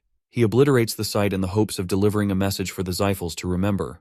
Back at the Run Candle Castle, both Anne and Miu are slapped around by their elder sister Luna. She is royally pissed that they sent him on a deadly mission. Luna questions if they're so bold as to wage a war against their youngest brother, who isn't even a flag bearer at his current level. Luna hopes they reflect on their shameful actions. Anne fights back against her sister, claiming that she shouldn't be the one to talk when she has never had an interest in ranks. Luna happily tells them the news of Jin's successful mission run. He has recovered the relics and reported its completion to their mother. That's why Luna was scolding their stupidity, as they've allowed Jin to seem even more capable than his rank. Before sending them away, Luna reminds her dear sisters that they're dealing with someone who loves to pay back double when it comes to revenge. She's literally fearing for their lives, knowing Jin could very well destroy them soon. Luna returns to her room after giving her sisters a verbal spanking of the century. Her maid shares the same concerns. If anything, Jin isn't the type to forgive and forget. He's going to become so powerful with his rate of growth that he will surpass his sisters, and probably even kill them. Luna asks for an update on the person who assigned Jin's assassination. It's clear that neither Anne nor Miu were responsible for such an atrocity. It couldn't be the Tona twins either. Luna shares her suspicions for Joshua, Daifus, and the others. They can't easily be investigated because of their rank. Luna recommends sitting back and waiting. Jin's growth is another reason she isn't too worried about him. Our boy has returned home at last. Jilly is teary-eyed because she was afraid of losing him. She loves him so much that she's ready to put down her life for him. Jin has submitted the report, making it seem like an outside force helped him this time too. More importantly, he shares his findings by presenting them with the heart of the golem. Murakami thinks he got way too lucky. But even the Dark Dragon receives a shock to his being when he learns that they were biological golems. Murakami fears the worst from the Xiphals, and seems confident that they're responsible for their creation. He insists on visiting the Kulin territory with Jin because he's got a bad feeling. Even though our boy is afraid of going back, he thinks it will be alright with Murakami guarding his ass. Jin hopes to arrange an excuse to venture into the Xiphal territory again. The 3 delinquents that he knocked unconscious returned after Jin's mission, but they were soon banished from the Run Candle clan. Jin's training continued as he mastered the singing stones. Jed wants him to stop training with the cadets as he's got a meeting with the Patriarch next week. The Tona twins are stunned. It's possible for him to become a reserve flag bearer to maintain his reputation until his role is officialized in the clan. Our boy was happy to operate on his own at last. He wears a happy smile as this will allow him to become even stronger. Kieran marched his army towards the Garden of Swords. He keeps coming back because of Jin's amazing progress. Khan admits that the boy's abilities were once exceptional, but now they're in another league of their own. Jin boasts the will to fight with ambition and determination. Sieran remembers the day he provoked his dear siblings when he arrived in the Garden of Swords. He wanted to destroy his enemies in the long run. They tried stopping him in many ways, but the fact that he survived the Kolon territory proves that he can survive against his siblings' best attempts to kill him. He even fought a white werewolf and defeated the creature, not with the help of others, but standing on his own. Sieran is proud of his son's determination to keep up with his promises. He's certain of the boy's ability to defeat the werewolf alone. He's still interested in asking how that fight went down upon meeting him. Kieran arrives at the Garden of Swords at last. Rosa welcomes him in kind, having prepared much for his return. Joshua has been actively handling most of her responsibilities behind their back, but Chiron still thinks Joshua is imperfect. The patriarch emphasizes that their enemies fear him, but not his children. When he passes Jin, Kieran spots fancy new blades. He wonders if Ran and Vuigo happily extended their swords to Jin as a gift. The patriarch roars in a sudden laugh when he hears that Jin obtained the swords by completing the mission. The little boy keeps on surprising him. Kieran shares a meeting with Jin in private. The boy has never been part of a banquet hosted by his own family. In his previous life, he couldn't even participate in these banquets. That's how worthless he was. But today, he's a guest of honor standing next to his father. It may have taken a cycle of reincarnation, but he has everything he wants. Kieran explains that the banquet is held in honor of the boy's extraordinary achievement. Jin assumes there might be a total of 1,000 guests. Kieran confirms that the number exceeds the previous banquet that was held 7 years ago. The run candles have increased their influence to the point every guest is known. Sieran has been exterminating monsters in the Dark Sea while at the same time honing his skills. Even without his interference, the Runkandel reputation soars at an all-time high because of his demigod rank. The Patriarch fears that if he bites the bullet, the very people participating as guests could end up becoming enemies of the Runkandels. The Runkandels and the Zyphals are considered the strongest clans in the world. But everything will change when Sieran is no longer in the picture. It's likely that the Zyphals will conquer the world in that outcome. Jin shocks his father with a striking confession. He declares to leave the Runkandel clan once they fall victim to the Zyphals. The reason is simple. It's because the blame would befall upon the leading patriarch. Jin isn't interested in serving an unskilled leader. Jin returned Vuigo's weapon in exchange for obtaining secret information of the contracts that only the flag bearers are privy to. He learned that many clans are actually indebted to the Runkandels for their services. Some of them haven't paid their due. There's so much material hidden in the form of blackmail and negotiation that Jin is planning to exploit them well after his father's death. The possibility of a Divine Star Knight coming into the picture is slim, so our boy is planning to become a negotiation mastermind to turn the tide in an unfortunate future. Sieran reminds the boy that the Zyphals could do the same in response, but Jin believes that they can't exploit others like the Runkandels. Jin is firm on his decision to leave the clan if the next patriarch ends up incompetent, which will then lead to a solo quest to take apart the Zyphals. Sieran is impressed by his strategy. The rest of his children are meek. They lack the vigor to discuss possible futures in front of him. Jin, on the other hand, is reasonably calculating. Kieran thinks the boy shares the strengths of Luna, Mary, and Dyphus. The patriarch doesn't have much more time left to maintain his position. He muses the possibility of Jin overcoming the ranks within that time span. Kieran wants to discuss one more topic after the banquet ends. Jin is confident that the conversation will be related to his promotion to a reserve flag bearer. He's very excited for that to happen. Suddenly, a Runkandel servant rushes to inform the patriarch about special guests who came uninformed. Sieran instantly realizes that it must be the Zyphals. 5 Zyphals have arrived along with the minor patriarch of the clan. Kieran accepts the others but refuses to welcome Andre's entrance.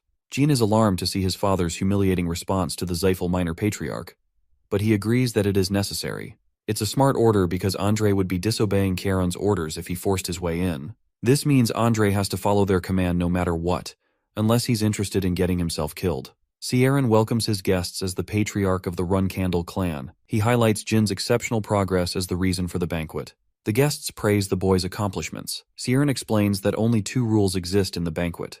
The first is that drunk fighting is acceptable in the arena, and the loser will be forgiven if he concedes the victory, as this is nothing more than a banquet. With 1,000 enemies brought together in one circle, they can't do anything but follow the rules of the Runkandel clan's banquet. However, they can happily choose to beat each other in the arena as much as they please. It's a way of settling scores or accomplishing records. Even Jin thinks they're a battle-driven crazy clan. Shiraon tells the boy to enjoy his time fighting anyone who dares challenge him. However, he's only supposed to fight the strong instead of picking on the weak. Kieran emphasizes that if he loses even a single fight, he will be stripped of his privileges. It's a scary thing to say, and the stakes are high. Then again, Jin never shared the privilege of speaking to his father in his previous life. But now, they are closer than ever.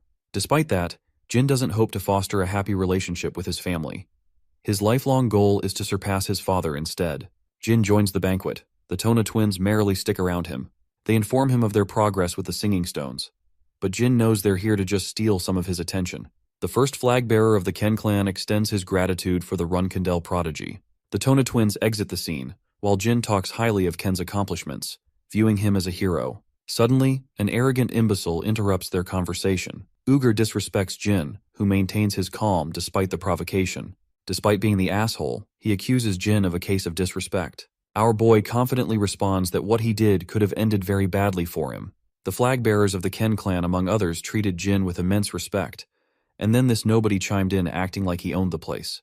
Uger instantly realizes that he's making himself seem like a target.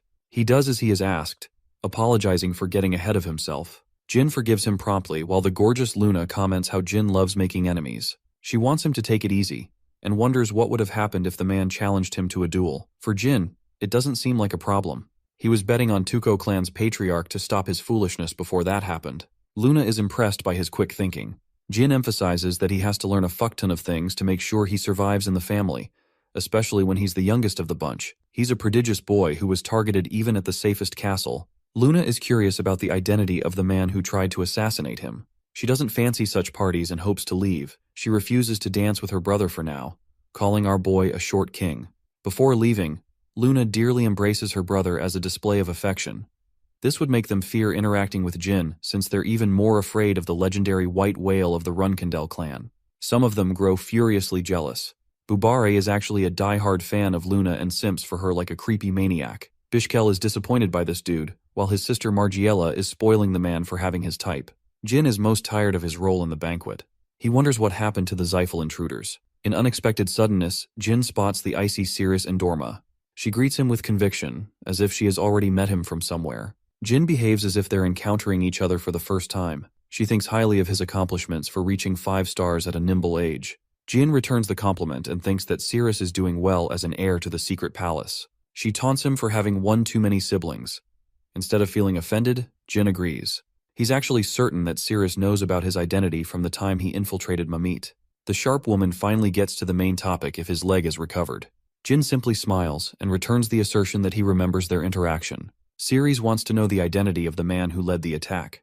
The sorcerer was nowhere to be found. Meanwhile, suspicions rose regarding Jin's identity. The Runkindel prodigy uses his clan's reputation to imply that he can't possibly use magic. Ceres knows that, but she thinks he must have used an outside sorcerer to do the job instead. Ceres gets insistent in her demands, dying to know the answer. But she's misinformed and thinks that Jin targeted her guards instead of Alcaro. The Runkindel prodigy maintains his stance of innocence. Ceres predicted this would happen. She challenges him to a duel to humiliate Jin. In utmost savagery, Jin tells her that he can't fight opponents weaker than him, but he's happy to take on her offer. This man knows how to roast. The preparations for the duel are underway. Jin asks for 2 swords for their fight. The arena will be locked for the time being. Jin doesn't want her to suffer a humiliating defeat in front of the entire party. Ceres is hoping that he will spill everything about his mission when she wins. Jin places his condition that if he wins, she will never speak of their interaction in Mamit. The fight begins with Jin rushing to attack, but he's blindsided by the special ability of the Endorma bloodline. Ceres has brought out the big guns and the fight has only just begun. Jin is sad that he can't learn special moves of his clan because he's the youngest one in the family. Ceres goes on a heavy attack, but she's equally impressed to see Jin countering each of her blows impressively. But even so, Ceres is certain of her victory thanks to her Sword of Ice. While Jin specializes in attack and stamina, she is expecting to finish him with a counterattack. Acknowledging Ceres as an impressive martial artist, Jin figures out her strategy to deploy a secret move. He plans to counter with a secret move of his own when the time is right. Based on his knowledge from the ancient library, Jin has a weapon of his own that he has been hiding. Ceres finally activates the 3rd move of the Sword of Sea Ice. The avalanche catches him with its sharp burst of aura. Ceres is the embodiment of the harsh snow, but Jin confidently laughs in her face. He cuts through the avalanche with his sword, shocking Ceres as he barely missed her face. But that was the intent as it caused an explosion. Jin is worried for Ceres's condition, as he didn't anticipate such a powerful finishing move. He is desperately hoping she survived the attack. Jin finds her kneeling in defeat, completely lost and stripped of her confidence. She had just encountered death. Jin consoles her and even apologizes for getting ahead of himself. The 15-year-old dodged, but only because her opponent instructed her at the final moment. She's deeply scarred in her pride, and Jin acknowledges her feelings. Instead of getting angry at him, Cirrus tends to the wound on Jin's face. She is humiliated that Jin had to save her life just now. Accepting her defeat, Cirrus turns away, honoring their promise. The following day, even fewer people arrived than yesterday. All eyes are set on Jin, who is eager to get in touch with the Zayfels. They're supposed to be just as young, so Jin is curious how he stacks up against their prodigies. He's juggling his thoughts regarding becoming a flag bearer and investigating Colin with Murakhan. There's also an incredible chance of his success if Murakhan helps him locate the Well of Mana, preventing the Zayfel clan's growth. Speaking of the devil, Murakhan enjoys being pet by Cirrus. She laughs, realizing Jin named his dumb cat. An unexpected visitor comes to meet them. It's Veridine from the Zayfel clan. Jin doesn't even remember this clumsy fool, while on the other hand, Veridine thought of him every day. Jin doesn't remember the clown even with 2 hints. Veridine thinks our boy must have a serious case of dementia so as to not remember him. Jin breaks his teasing and emphasizes that he was messing with him. What he can't believe is this same guy ends up becoming a 9-star sorcerer in his prime and rises as the patriarch of his clan. And here he couldn't even find Jin after looking for him the whole day. Jin is disappointed because this guy can't even navigate in a small hall for the life of him. Veridine is impressed by his amazing achievement, but tries to one-up him by stating that he rose to 6 stars in his magic. Jin isn't actually impressed. Instead, he's disappointed. Because with the way his magic improvement is going, he'll even surpass Veridine's magic by the time he reaches 18 years of age. Jin is almost certain of the fact that he will become the strongest sorcerer in the entire world in his quest. Jin curiously asks why the Zayfels popped up out of nowhere. Veridine explains that he begged to come along to see Jin. The entire shit show at the beginning happened because one teenager wanted to meet another teenager. Veridine promises to welcome Jin to his clan's banquet without any harm. He doesn't care if Jin goes on to attack the Zayfel territory if that happens. Jin thinks he's being stupid for allowing his enemy such an easy advantage. More importantly, our boy has noticed Bubar secretly eavesdropping their conversation. Jin calls him out, so Bubar turns into a simp and asks for Luna's return. This man was writing love poems for her all night. The dude thinks he's Romeo, but all he needs to do is take a look in the mirror. Even Veridine spits out his drink. Jin is met with so much anger that he obliterates the present. He finds the man's very suggestion offensive. Jin orders the man to be sent to the arena for his insolence. Bubar feels mistreated. After all, he simply wanted to earn the love of the Runkendel family's beautiful goddess. Bubar shouts his complaints, but Jin is so pissed that he wants to beat the shit out of him with his own hands. The Transfigurator fails to understand what he did was so wrong that earned him such punishment. Bishkal and his sister are both stunned to see such an unexpected development. Ceres is annoyed that she can't fight Jin in place of the fatty. Veridine tries to butter up to her and gets told off in return. Unlike yesterday, this match is held before the eyes of the public. While everyone knows about Jin's identity, Bubar is a mystery. He begs for a chance to introduce himself. But before he could even state his name, Jin obliterates this meatball's face with a punch. Bubar shows a display of confidence by commanding his aura. Basically, Jin is facing someone a level stronger than his own. Bubar actually manages to punch Jin across the face. He easily gives into arrogance, which becomes his undoing. Jin slams his fat ass to the ground before hammering him with hundreds of punches all over his body. The fight is supposed to be over, but Margiela fails to comprehend the Runkendel's actions. Bishkal explains to her sister that Bubar is actually pretty strong himself. She wants Bishkal to go ahead and defeat Jin in a one-on-one fight. He accepts to honor his sister's desires. Bishkek enters the arena with a confident star. He's a 7-star knight, much stronger than Jin, who is planning to use this as an opportunity to learn about his clan. Jin is even more shocked by Margiela, who is sacrificing her brother to get what she wants. Jin commends his display of affection for his dear sister. He feels the same about his own sisters and hopes that Bishkel teaches his underlings to keep their mouths shut. The 7-star knight finally name-drops Bubar's name, causing a shock to Jin because he realizes he just beat up the Transfigurator in real time. Jin is having major flashbacks, realizing that Bubar is deeply connected with Bishkel's clan. Jin finds himself incredibly distracted but tries to focus against his opponent, who is a competent knight. The fight begins with Bishkel dishing out incredibly offensive moves. Jin can't believe that he's dealing with an ordinary 7-star knight, as this man's talent rivals even that of his uncle. Bishkel's hammering blows put Jin on the back foot. He's barely able to defend against Bishkel's menacing swordsmanship. However, Veridine is firm of the opinion that the Runkendels thrive on being cornered. He compares them to a rhinoceros, which would never stop to defeat their foes no matter what it takes. Jin is getting pushed back, and he knows that his opponent is barely using any power in the fight.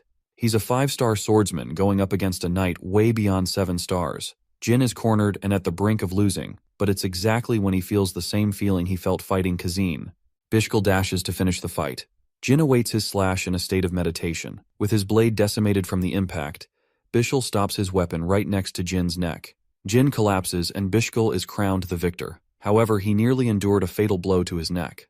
Bishkul assesses the situation, realizing that Jin managed to master the Blade of the Heart skill in their fight. If only he had been a millisecond faster, the 7-star knight would have been killed. This fight alone has confirmed how much of a threat Jin poses to the other clans.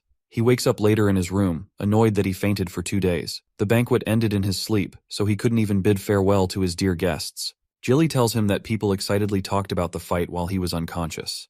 They were shocked to see such a special skill rise from a 5-star knight. The Blade of Heart helped him immensely, thanks to Luna's lessons from a young age. He couldn't comprehend their lessons when he was young, but this skill has saved him many times.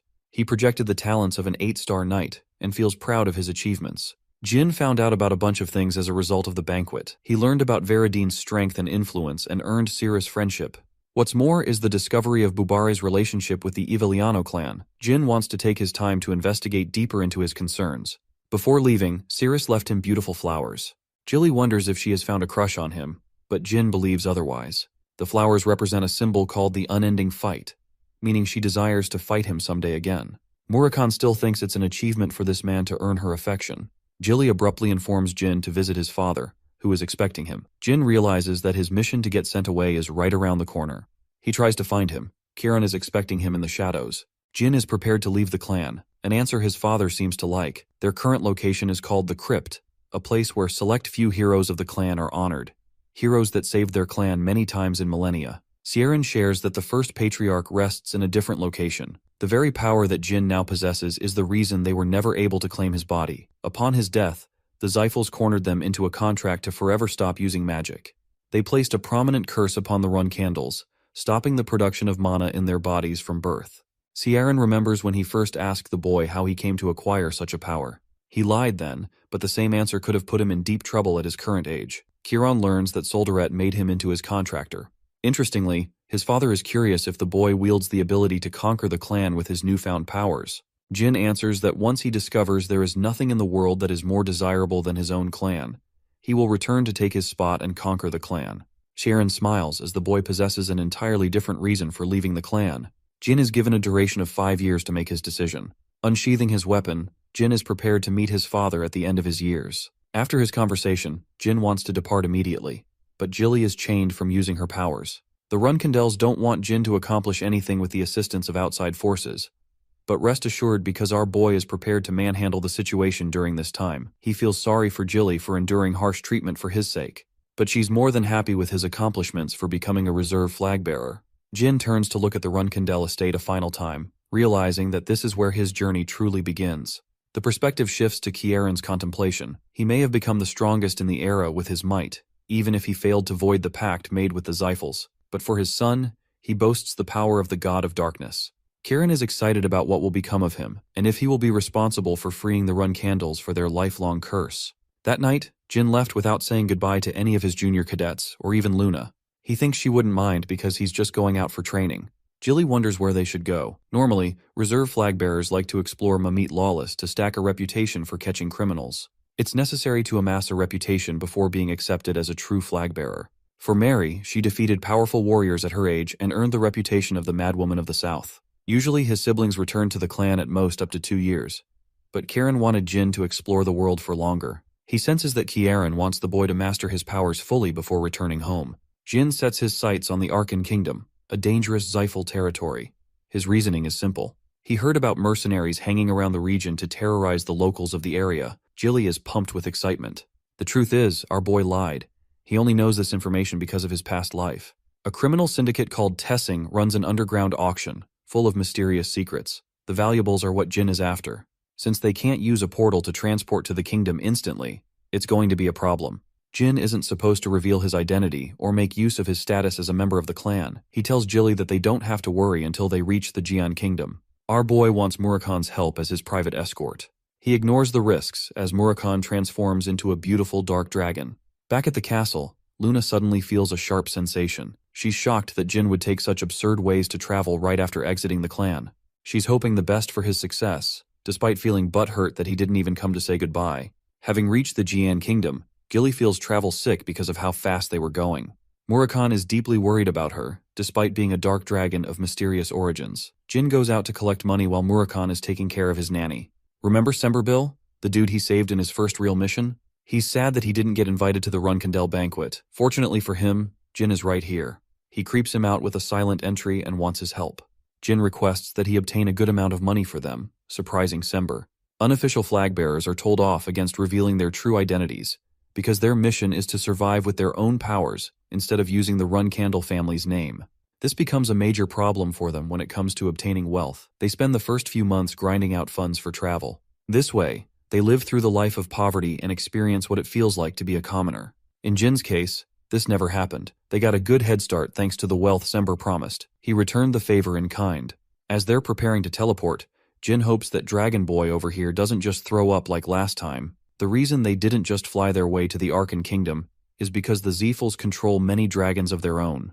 That flight would become a declaration of war. Murakami is seriously annoyed that those pesky sorcerers have marked their control over the skies as well. The clan boasts powerful dragons as well as the gods that created them. On the contrary, the Runkendels have one dude with one dragon that not even his own clan knows about. The Zephals would have gotten an easy victory if Jin's father wasn't in the picture. In the midst of his contemplation, Jin reaches an epiphany. It's impossible to bring so many contractors and tie them into a single generation. His train of thought is broken when they reach the entrance. Jin has altered his identity to fit their travels. They await the teleportation to activate while Jilly comments on how impressive their clan's forged documents are. They're able to bypass any security with ease. The teleportation commences with Murakami being scared for his life. Jin recalls that it's been 15 whole years since his last visit to the Arkan Kingdom. They're here at last. Jin spent his final year in the same capital. Not much has changed since then. The people are lifeless as they used to be. Even Jilly senses the dark atmosphere caused by the crime syndicate Tessing. Jin prioritizes them to acquire lodgings before hunting down targets. They come around an ordinary-looking house. Murakami is salty. He chose a broken crib instead of investing in a nice apartment. Jin explains that he wants to keep low on his spendings for now. Murakami doubts his reasoning but ultimately accepts. As they enter inside, the lousy innkeeper is surprised that he received any guests at all. He presents them with drinks, welcoming his guests. But get this, here's the plot twist. The juice is spiked, and Murakami knows that. He smashes the glass in his face for pulling such a measly trick. Dragon Boy kicks him across his face for having the balls to mess around with his group. Murakami kicks him around mercilessly without remorse. Jetu, the information merchant, was actually a great buddy of Jin in the past. He helped him find a place when he was freshly thrown out of the Runkendel clan. However, Jetu was secretly a scumbag who betrayed Jin in his past life. He was tricked and lost all his wealth. It makes him frustrated just thinking about his stupid past life. That's why he's nonchalant about Jetu getting his ass beat by Murakami. He will squeeze him to get everything out of the guy. Jetu grows frustrated and shouts that he's a 5-star combatant. But Murakami legit does not give a flying fuck. He's just beating him black and blue. He had no plans of stopping either. But Jin intervenes as Jetu is nearing death, begging for mercy. Jin is in the mood to interrogate and emphasizes that he will kill the merchant if he fails to give an insufficient answer. Jetu answers Jin's first question, all the way up to the part where he reveals his disgusting business dealing in human trafficking. He begs to be spared to help them, as previously his plan was to take advantage of the newcomers by selling them off while unconscious. Jin stomps his hand, crushing his fingers as he reveals his association with the underground auction house. Now that Jin has gotten him to testify about Tessing, he's ready to work with the merchant. Much to the dismay of his friends, Jin wants to patch him up. He explains that they're dealing with a crime syndicate as well as an underground auction house. It's the perfect target to crush and make a name for themselves. They need an adequate guide working under their heels. Jetu happens to be that person, so Jin personally ventures out to get a healer for the snob. Arriving outside, he feels suffocated concealing information from Jilly and Murakami as they are unaware of his reincarnation. The doctor patches the merchant to health. He's incredibly annoyed and wonders what kind of person he's dealing with. More or less, Jetu doesn't want to betray Jin's expectations. Speaking of Jin, he wants him to lead the way to the auction house. Arriving in front of the grandeur of a beautiful estate, the guards are surprised to see Jetu with his so-called guests. They're given an easy entrance thanks to his name. Jin enters the house to find a bunch of musicians and waiters enjoying a premium party. One could hardly consider them criminals of a syndicate. Jetu explains that the organization has a cover leader called Salka, but their real leader is hiding elsewhere. He's called Spider-Hand Alu, and he's the one who decorated the place to hide his dirty professional life. Alu isn't just your average thug, however. He's got the influence to crush the underworld. He's also a powerful martial artist, stronger than Jin's current rank. Jetu reveals that the Runkendels are also associated with him. While Jilly and Murakhan treat this rumor as a silly joke, Jin thinks that it's possible that one Run Kandel could in fact be responsible for this deed. This person might be the same one who cursed him at birth. After all, the curse he suffered from is a 9-star curse that strips the talents of the swordsman completely. In the past 15 years of his new life, this is the first connection Jin has discovered relating to his lifelong curse in the previous life. He wants to investigate Alu and destroy the crooks under his reign. The master plan is to defeat their enemies in one day. Jilly raises caution about the skill of their enemies. There's also a problem that they're dealing with a platoon of sorcerers in the enemy territory. Jin still wants to take on this challenge. He has a plan. A plan that sounds so crazy that Murakhan doesn't even understand it one bit. Jilly doesn't think it's a great idea since he's a run candle, but Jin is ready to drop the plan if their plans end up backfiring. Jetu leads them right to the underground auction house, which is undergoing its current trade of human beings. Jin sees this and realizes this dirty little Jetu wanted to knock them out and do the same. He's happy that there aren't any children among the people. Murakhan is anxious, but Jin is playing out his plan with patience. He wants to wait for a useful auction item. The item he's looking for is a ring artifact. A week passed. They've been coming here all the same without making any purchase. Jetu states that it's necessary to buy something, or else the criminal organization might pose some trouble. Jin leaves that problem in the merchant's hands. Jetu accepts on the outside, but he faces immense internal conflict because Tessing won't forgive them for refusing to purchase. Luckily for him, a magic book artifact is presented at last. It's an invaluable item once belonging to the sorcerer who ruled the world. Jin immediately recognizes the fake artifact. After all, the Xiphals would never allow such a treasure to get traded openly. Everything in this auction has been the same. The items are always fake, but foolish sorcerers keep purchasing them anyway. But something about Chen Mi's artifact is different. Even Murakhan vouches for the valuable object and insists Jin to purchase it. Jin puts up 150 gold, an amount no one is able to match. After making his first purchase, Jin makes a second purchase for another relic. Murakhan doesn't understand why he's playing for such an expensive purchase. Jin feigns ignorance, but he knows that the object belongs to the Hister clan. It's a memory of his teacher in his past life, so he wants to give it to her as a gift if they ever encounter each other. After the purchase, Murakhan inspects the legitimacy of the book. He's pleased with the results, but he certainly can't understand the second book Jin purchased. It's in a special language that only a few people can understand. Jin immediately calls for his next objective. He wants to meet with the leader of the syndicate immediately. Jetu explains that it is beyond his powers to do such a thing. Jin comes up with a sinister plan, forcing the merchant to name-drop Veradine Xiphals' name, fooling him into a meeting with Jin. Jetu goes crazy because he thinks it's the real Veradine in the flesh. He happily crashes into Alu's place to tell him to meet Veradine. Alu's men come around to escort the so-called Veradine. Instead of complying, Jin bashes him with a punch before casting a strong fireball. The poor guard tries to clear the misunderstanding, but Jin blasts his ass for a case of disrespect. He wants Alu to come meet him in the open on his knees. The humbled boss of the crime syndicate did as he was instructed by Jin. He apologizes for being disrespectful. Jetu thinks he has won the jackpot, becoming accommodated with the Veradine Xiphal himself. Even the magic spell Jin used was powerful, and would be impossible for anyone to use at this age. 1 week prior, Jin explained his plan to impersonate Veradine. It was a crazy idea to fool Alu, who is influenced by the Xiphals and wouldn't want to mess around testing Veradine's true identity. But that wasn't Jilly's main concern. What she feared was their own clan discovering Jin's attempt at impersonation. He demands Alu to lift his head and presents him with the secret magic tomes.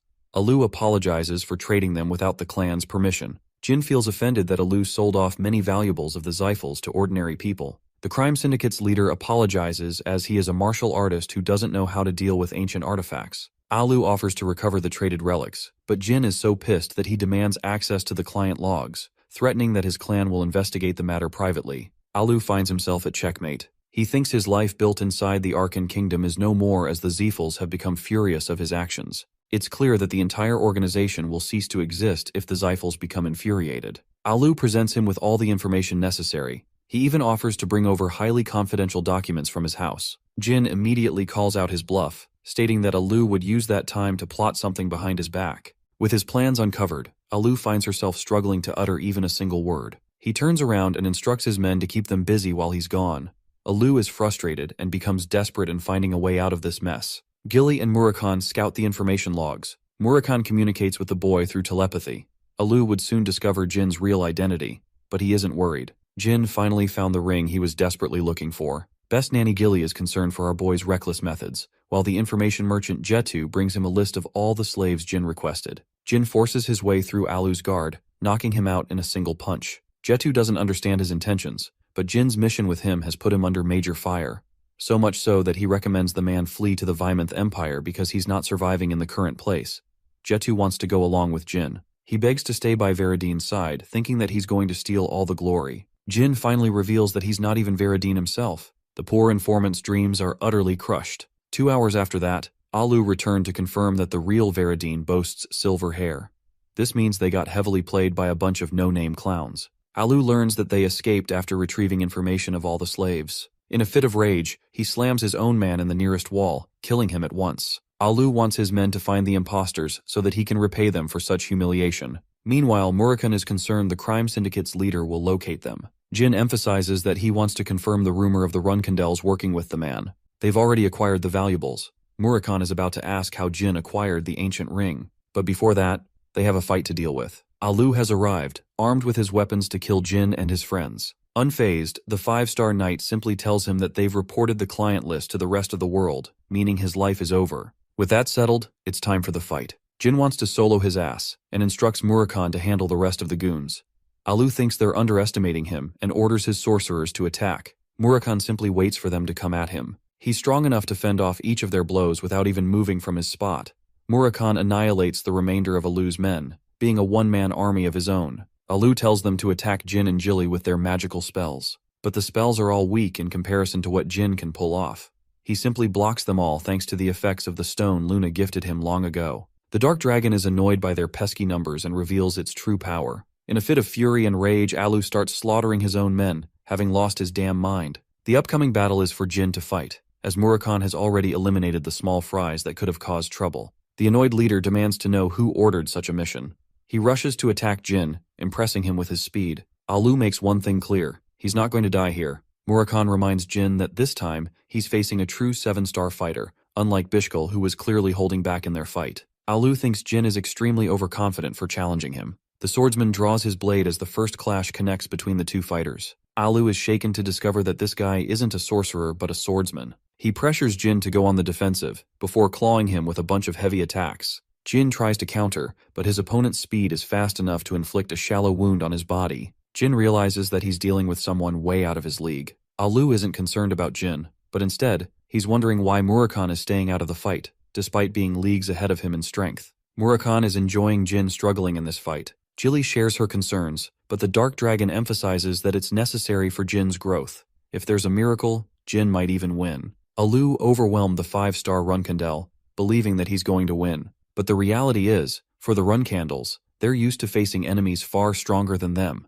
Jin deploys the use of an incredible magic spell, blasting him away. Alu is starstruck that he's fighting a magic swordsman. Jin coats his sword with electrifying magic. Alu cuts down the attack and believes that Jin is wasting his time. A shadowy glow illuminates as the swordsman chants, "Awaken Helm." The shocked martial artist cannot fathom what he is witnessing with his eyes.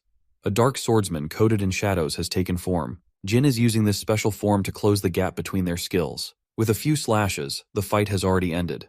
Murakun explains that Jin activated an artifact called the Myolta Rune. It's an incredible defensive weapon that defends the wielder from all attacks below 7 stars. That's the power of the ring that Jin sought with desperation. It's an object that was going to be revealed several years into the future, but luckily he has acquired it now. With Alu's cut-down body resting on the ground, Jin inquires about his connection with the Runtsnadels. The Dark Dragon questions why he's so desperate to find out the man's connection. Alu, in his last breath, realizes that he just faced the youngest pure-blood Runkandel. He seems to know about the assassination that took out Jin as a child. Alu leaves with an ominous warning to be fearful of the person he's looking for. Murakun still doesn't get it, while Jin figures that this guy's identity is more important than he thought. He's confident that he's connected in some ways to their family. Murakun doesn't get his intrigue. Jin wants to hunt down the mysterious person, and it is critical he finds him for his clan's safety. Jin meditates on the man's words. He's confident that it's one of his siblings from the clan, but the question is who?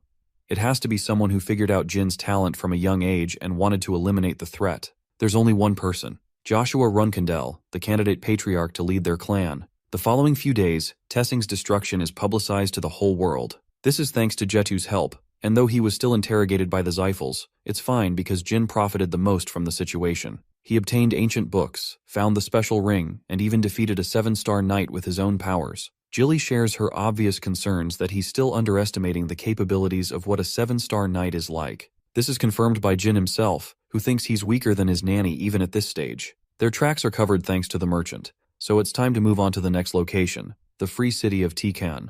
Murakami is confused while Jilly instantly realizes Jin's intention to hunt down the seven-colored bird. Don't get it twisted, it's not a rainbow-ass bird. It's like a CIA unit, a trusted agency that has a lot of reputation. But Jin thinks they're the bad guys, so he wants to hunt them down. They travel by sea as Jin is starting to realize that he can't find a good excuse for claiming the things he does. His knowledge of his past life is helping him, but he doesn't know how to explain it to Jilly or Murakami. What's more is that he has to carry out investigations into many different groups and clans. He's still bothered by a loose connection, as well as the forbidden magic discovered in Colin. Since he has so much to investigate, the Tikan city is the best way to lie low. Murakami talks about Chenmi's spell, which is placed on the ancient relic.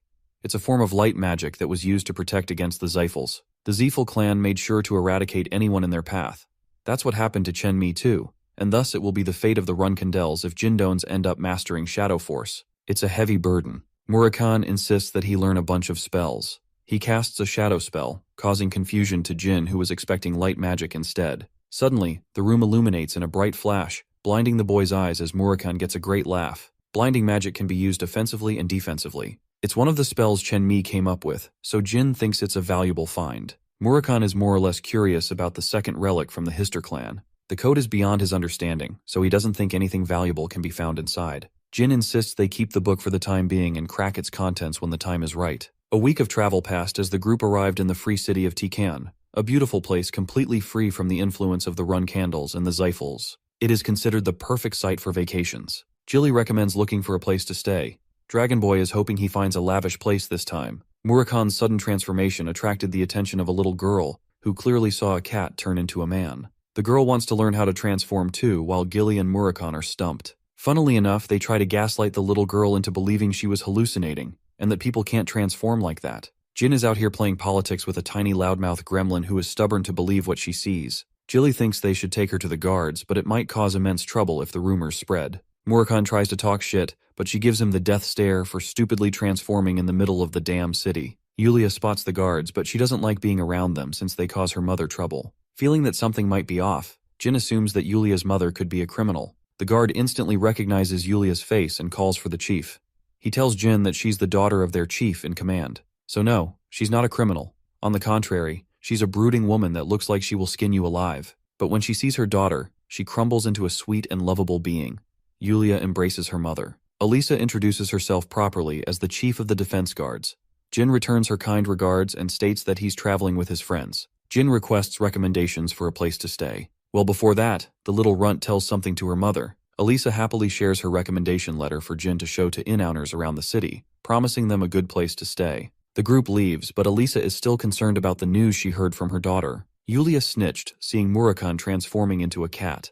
What's more is that transformations are only possible for dragons, which concern her. Our heroes are staying in their newfound inn, receiving a premium unlike last time. They're happy to get so lucky upon arrival. Jilly wants to go and grab some ice pops. Instead of being on a mission, it feels like they're on a vacation. Murakami is curious how the boy is planning to handle the intelligence agency. Jin explains that he's here to locate someone first. The seven-colored bird agency is commanded by Kashmir, the Phantom Sword. He's an incredible swordsman, so much so that the Runkandel family acknowledged his swordsmanship skills. But that's the only thing the world knows about him. In 10 years' time, it is actually revealed that Kashmir is the fallen prince of the Vymonth Empire. After that, he convinced the Empire and the two most powerful clans to form Tikan into its own nation, becoming its first king. The man is not only an excellent swordsman, but also a sharp strategist who is laying low for years to come out at the perfect moment. Jin is hoping to make a friend out of him, but he doesn't know how. Suddenly, Strawberry Pie bursts into the scene, explaining that the inn has been exited completely. No one is there. A hand reaches out to grab her from the shadows. It's Kashmir himself, who was one step ahead of their plans. Murakami is so damn annoyed because Kashmir grabbed his crush. He rushes to kill him in an instant as Jin begs him to stop. The Dark Dragon shows a hint of its terrifying powers, warning Kashmir to back off. Kashmir isn't supposed to be here so soon. They kept their identity hidden for the most part, so Jin doesn't understand why. He is fearful of the Murakami killing everyone in the place, which would be detrimental to his plans of befriending Kashmir. Jin uses Jilly as his anchor to reason with Murakami, who finally decides to revert his powers. He snatches Jilly like she belongs to him, and roars at the man for acting like they're friends. Instead of Kashmir conducting the interrogation, it's Murakami who has turned the tables around him. Jin intervenes, requesting the swordsman to put his sword down. Kashmir is stunned that the traveler recognizes him. Instead of introducing his false persona, Jin feels adequate in revealing his connection to the run candles. Both Murakhan and Gilly are shocked. They don't know what's going on in his damn head. The clueless Kashmir stands speechless as Jin proposes to move to a quiet location. They sit across the respectable swordsman after he sends his troops back. He came here to uncover the existence of a dragon, but that accusation enraged Murakhan. Kashmir is undoubtedly certain he's dealing with an actual dragon based on his terrifying aura. It's because of Jin that they managed to survive his onslaught. Kashmir even knows about Gilly, sensing that she doesn't bear any aura. He wonders what she's doing traveling with Jin. Kashmir is confused and immediately confronts the topic of the dragons. He doesn't realize how Runkindels are able to form contracts with dragons, because only the Zephyl clan is capable of doing such a thing. Jin emphasizes that not even his clan knows about this information, which is expected. Kashmir is concerned that he revealed an important piece of his life so easily. Jin questions what drew the man to investigate looking into a dragon. Kashmir happily returns the favor by spilling his secrets. Yulia is actually this man's daughter, and since she saw Murakhan's transformation, he came around to investigate. Yulia possesses a special contract, which means she can't be deceived with her eyes. Murakhan doesn't like what he's hearing. If the girl is a divine contractor, it doesn't make sense that her dragon is nowhere to be found. Kashmir sulks, explaining that Yulia's dragon has been missing as of late. It's possible that the Zephyl clan plotted an attack, but they're uncertain. Even Murakhan is annoyed that a powerful dragon could get kidnapped for a year. The worst part is, Yulia will soon succumb to madness if she doesn't find her guardian dragon. Kashmir is shocked. He doesn't believe what he just heard. Murakhan explains that Yulia possesses the power to see the future, an ability that even powerful dragons struggle with. The only reason she hasn't divulged to madness is because of her young age. But if she stays like this for another year, Murakhan is certain the girl will lose her sanity. When Jin asks for an explanation, Murakhan adds that her powers are governed by principles of causality. If Yulia has seen the future, then she must operate accordingly. Bending this law will incur a massive punishment. The contractor that chooses not to abide by the future will suffer a future of destruction. In simple words, Yulia sees the world much differently, and she requires a guardian dragon to preserve her sanity. Hearing such agonizing news, Kashmir is overwhelmed. He cripples to his knees and explains that not even his connection to the Seven-Colored Bird Intelligence Agency could help them locate a new dragon. The Dark Dragon reasons that Yulia was looking for them when they got there because the god Asmil wanted her to seek their help. Obviously, he turns down any request to help her since this matter is out of his hands. Jin uses this as the perfect opportunity to befriend the man by saving his daughter. He encourages the wavering man to regain his composure, as they will personally start looking for Yulia's dragon. It's the perfect crutch he needed to have a favor over Kashmir, but it's not an easy task with all things considered. Since the Tikan city doesn't have any allegiance to a specific clan, Murakhan requests for the data of every dragon in Vimenth. Jin catches on to what seems to be a last resort at saving Yulia's life. In a different location, Quiquintel, a beautiful dragon, speaks to Enya, her contractor. Enya is impressed by Jin Runkendel's epic tales, but her dragon thinks lightly of the brat. She believes Enya is more special since she was chosen by the god of time. Suddenly, a shiver runs down her spine. She realizes this bone-chilling feeling could only mean one thing and one thing alone. Signaling Enya to heed to safety, Quiquintel prepares to approach the darkness that has come to visit their land. Murakhan in his dragon form intends to release all dark energy, calling out the rest of the dragons in the area. He wants Jin to keep hiding and conceal his presence. The dark dragon prepares to release the dark magic. Jin remembers how Murakhan obtained the list and learned of 4 recognizable dragons in the region. He sensed that it could become problematic handling them all at once. Before they left, Kashmir offered his earnest gratitude and begged for them to save his daughter. Murakhan instructs the man to exhaust Yulia's energy each day before she receives her new dragon. Anything that tires her out will work best in the child's favor. Kashmir intends to follow this routine. The second thing is related to ice pops. Poor Gilly wanted to get them, but she couldn't because of their intrusion. This man is rizzing her with ice pops, and even earned her affection for comforting Kashmir. Jin acknowledges that deep down, the Dark Dragon is a really good guy. He warns the boy of the incoming dragons. Rabus and Untiel are rushing at a considerable speed. Jin wears his armor to conceal his identity. Murakhan explains that he used to beat these guys for entering his territory. Dragons worked like that, so now he's acquired enemies. While he's making his fancy introduction, the Earth Dragons are begging for him to leave at once. Their contractor might see him, which would become a huge problem. But instead of taking their advice, Murakhan is offended. They try to reason with him, finally revealing that Quiquintel is pissed and is in the mood to kill the Dark Dragon. The Silver Dragon has a complicated history with the guy. Actually, Jin learns that she's his damn ex. Both the Earth Dragons are beginning to leave the vicinity, because their battle might cause a lot of destruction. but it's already too late. Quiquintel makes a roaring entrance with her dragon breath. Murakhan warns Jin to brace for impact because she's clearly not finished. He evades each of her strikes, causing a vortex in the ocean. All of her attacks are all 8 stars or above. Jin is terrified by her strength. Quiquintel roars in frustration, frustrated that he had the gall to show up at all. Jin learns that Murakhan shared a relationship with her for 500 years. He wants Jin to use Bradamante in case things get tough. He knows just how powerful she is, so it's going to take every last bit of Jin's strength to concentrate into a powerful attack in the hopes of damaging her. Quiquintel transforms into her dragonic state. She has a vicious desire to end Murakhan's life. Murakhan tries to have a sensible conversation with her, offering a way to resolve their conflicts after. But she's so pissed that she fires an immense beam, ignoring his offer. Then she tackles him with ferocity and attempts to bite him, but he swiftly evades. He doesn't get what's keeping her so infuriated. She tries to deliver another beam at point-blank range. Murakhan shielded himself from the attack thanks to Jin's help, who is starting to think his powers are needed to get an edge on her. Murakhan explains that she's weaker, but enraged. She tears the Shadow Force release, deeming it a pitiful attempt. The Silver Dragon lashes at him for becoming so weakened. Murakhan is begging for her to stop, but ends up infuriating Quiquintel so much more instead. Murakhan bites her down, questioning why she's so mad over their breakup. The Silver Dragon dishes out a powerful punch to remind the dumbass that he deserves a proper beating. But this gave Jin enough time to make his move. The Silver Dragon did not anticipate this outcome. It's all up to Jin to attack, and it needs to be the same spot where Murakhan struck her. The Shadow Veil concentrates on his sword, as Jin slices her with a powerful Shadow Force release. The attack cuts through her scales, slashing an entire arm off her body. Murakhan hastens to rescue Jin as the Silver Dragon descends to the sea. Jin is overly exhausted from expiring every last bit of his strength to make that move. He thought they killed her, but this is Quiquintel. She's way more powerful than the typical dragon, especially since she governs time itself. Jin realizes that this is bad news for them. They came here looking for Yulia's dragon, but they're the ones about to go missing. The Silver Dragon replenishes her body, turning back her state. It's a cheat magic that drains an immense amount of energy, but it still helps her survive death. Quiquintel manifests in her human state.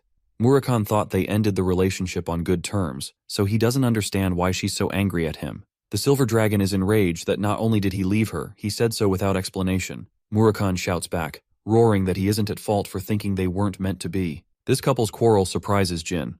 Quiquintel recognizes Jin as the newest contractor of the God of Shadows. Murakhan explains that their own kind is at the risk of extinction, but she finds his words full of rubbish since he's not the type to care about such things. Murakhan counters that he killed many dragons for her sake too. He turns tail, thinking that she's useless in helping them. She apologizes and learns about Yulia's situation. At long last, they're not buzzing around. Jin overhears the talk of Bioretta, the Wind Dragon. This monster is the guardian dragon of the minor patriarch of the Zyphal clan. It's unquestionable that they're the ones who kidnapped Latri, Yulia's dragon. Quiquintel leads them to her place. She resides in a cabin outside the Viminth Empire's capital. She learns about the youngest Runkandel and recognizes that he's related to Tamar's powers. The three of them journeyed together after all, so she knows. She returns to the topic at hand. Bioretta took Latri by deception. The deal was to teach Latri some of the dragon spells. It has now jeopardized the life of a young girl who exists without her guardian dragon. The Silver Dragon had always been suspicious of Bioretta's intentions. He was even insistent upon meeting her contractor. Since Enya's identity is known to the public, she was safe. But for Yulia, they found an opportunity to kidnap her guardian dragon because not many knew about her contractual relationship. Jin outlines his deductions for the Zyphal's plans. He thinks that they are trying to eliminate contractors that aren't under their control. Their second goal is to acquire as many gods by their side through contracts. In his previous life, Jin discovered that the God of Time's contractor was different. He was a Zyphal clan member, which means that Enya was probably killed in that timeline. The same goes for Yulia, who might have her contract revoked. The Silver Dragon still doesn't find his words persuasive. After all, there would be no reason to acquire more contractors when the Zyphals already have so many. Jin bites back with a sharp response. Since human greed has no limits, it's logical to assume the Zyphals are hungry to acquire even more power. Jin sharply deduces that Quiquintel is putting on a blindfold because she's secretly afraid of the sorcerers. Murakhan senses this is bad news as she could easily become enraged. Instead of taking offense, the Silver Dragon laughs. She's never seen Murakhan act cautious around her. She's prepared to take the steps necessary to guarantee the safety of her contractor.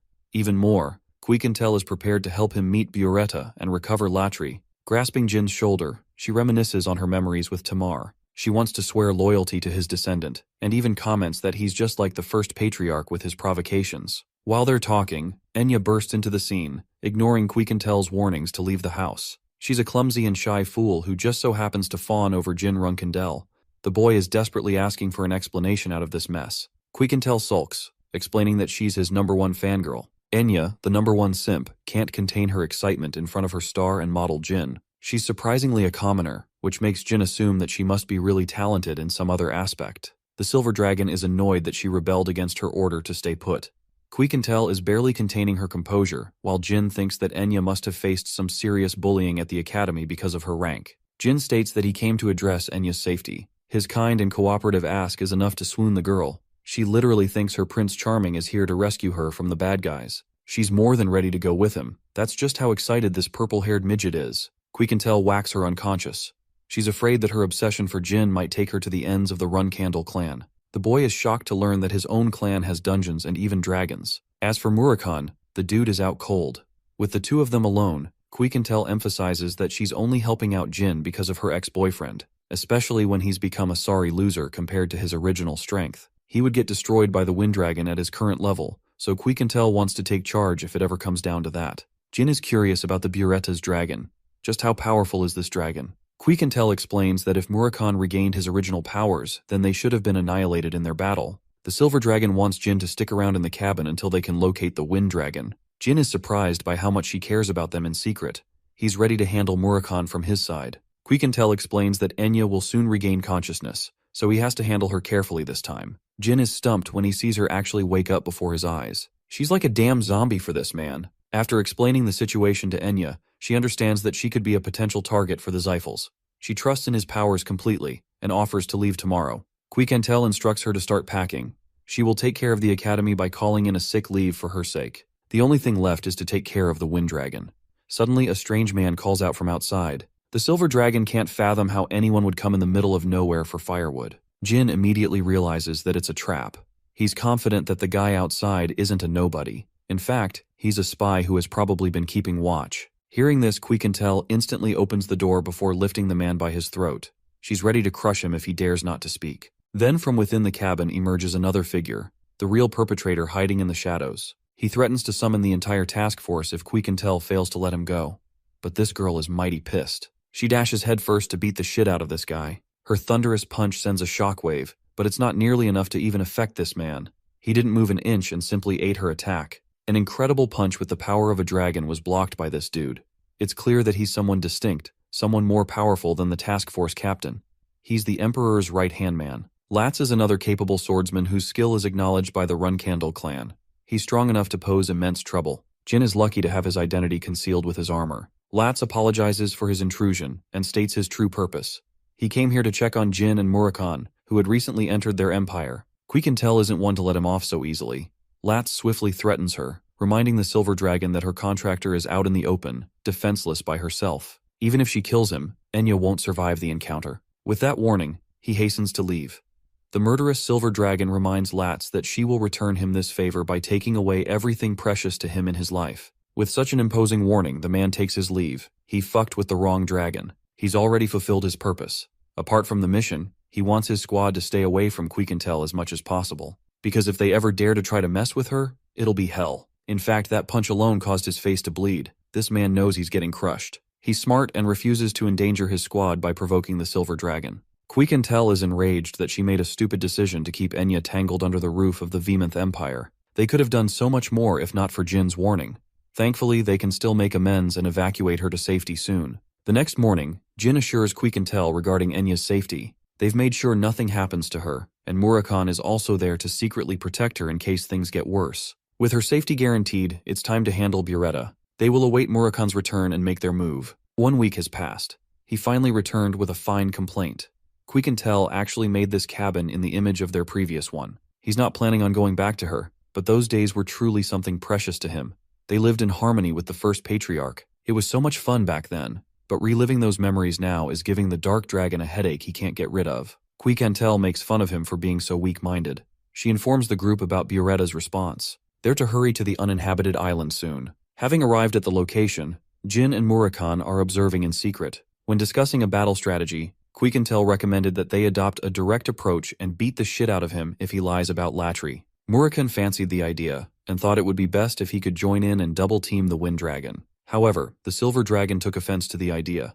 It's a matter of honor for the dragons, implying Biarretta won't bring anyone to jump them either. Quiquintel is more than confident in her victory, which is usually a bad sign if you ask me. Though Jin believes that Biarretta will likely bring backup to take her down. The Wind Dragon finally emerges, and he's brought Andre the minor patriarch of the Zyphals alongside him. Quiquintel hollers at him for being a coward and going back on his word. Biarretta remarks that his contractor received the letter in his place, so he's just going along with the situation. He wastes no time in talking pretty and wants her to get to the point. Quiquintel immediately brings Latry to the discussion, which makes the Wind Dragon burst out in an uproarious laugh, almost if it is to ridicule her foolishness. Quiquintel is further annoyed and emphasizes the seriousness of the situation, but the Wind Dragon isn't interested in giving straight answers. She's getting provoked to a corner with each response.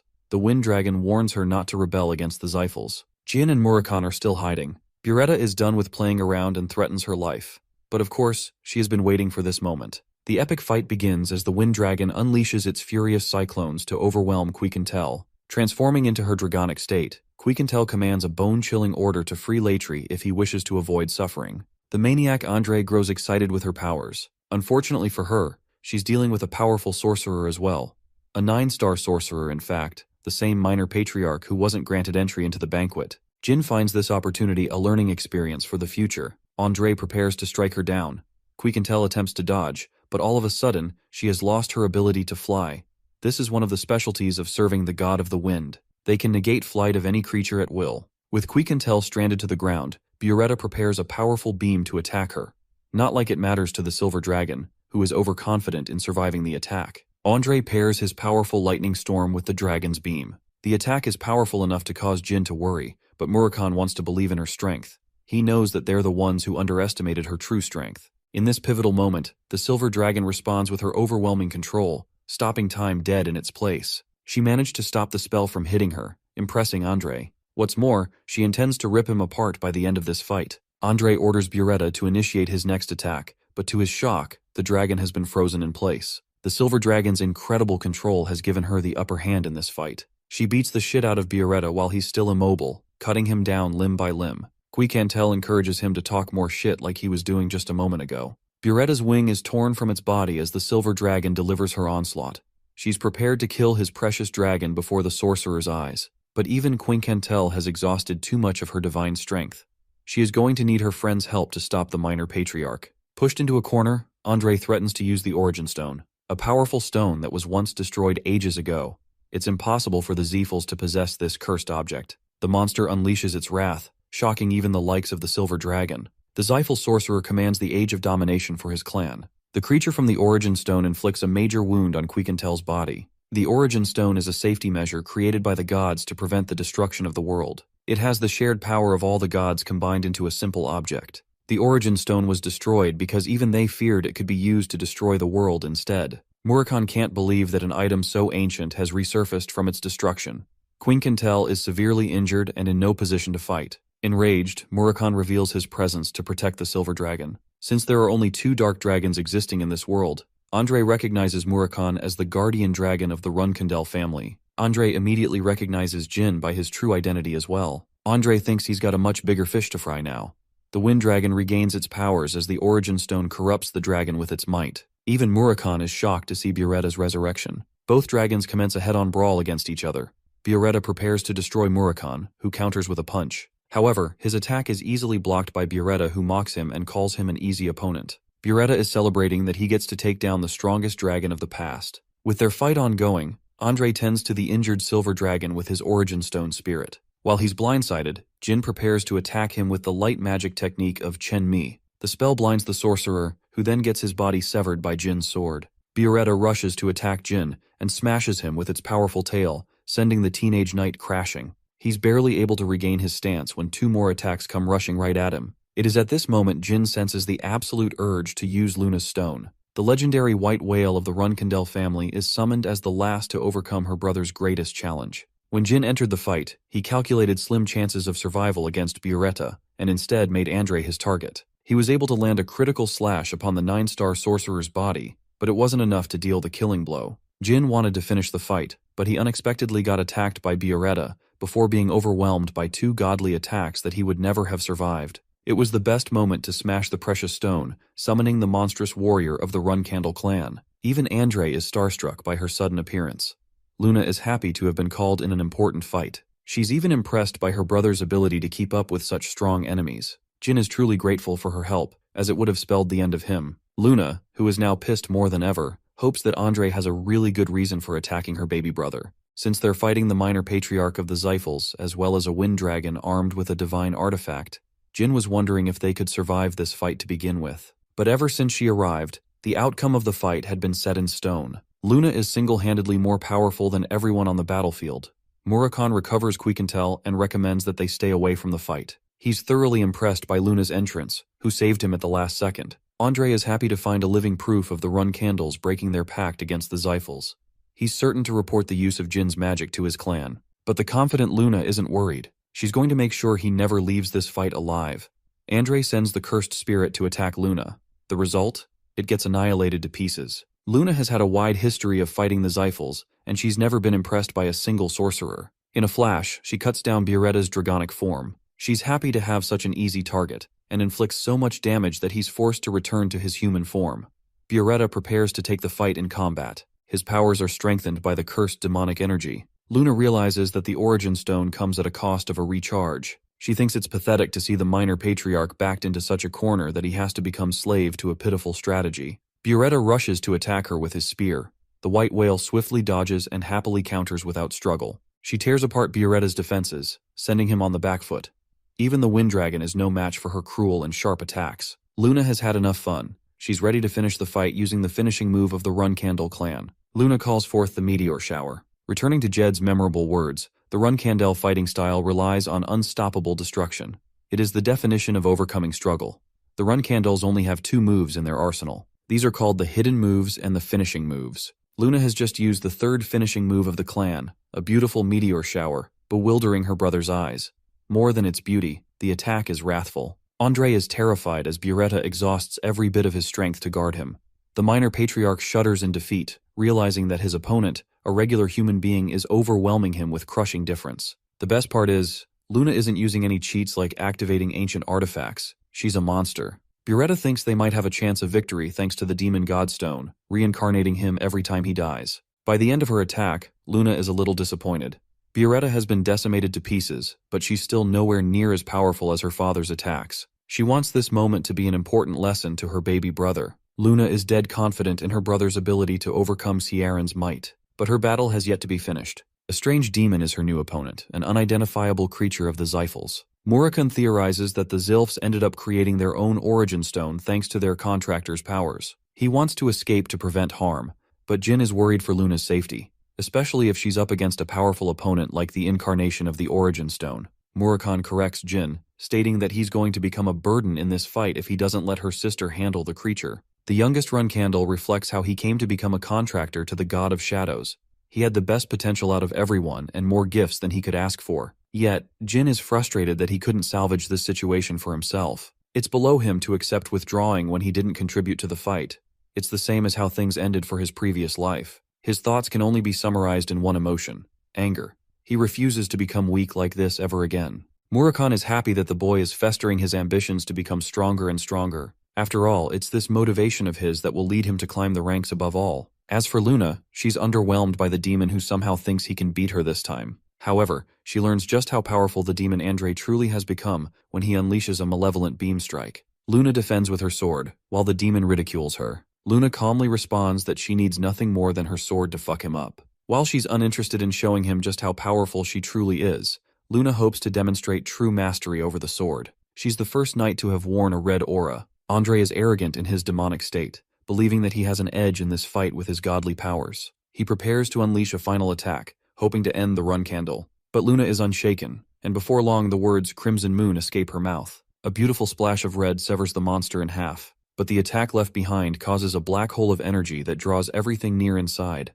Luna recognizes that she's in a pinch. Jin comes to help her, reaching out for his older sister with an honest hand. She thinks they're even for saving each other that day. Meanwhile, Latz comes to report his newfound investigations to the Vimonth Emperor. He talks about the mysterious vortex as well as the appearance of the wind dragon Bioretta.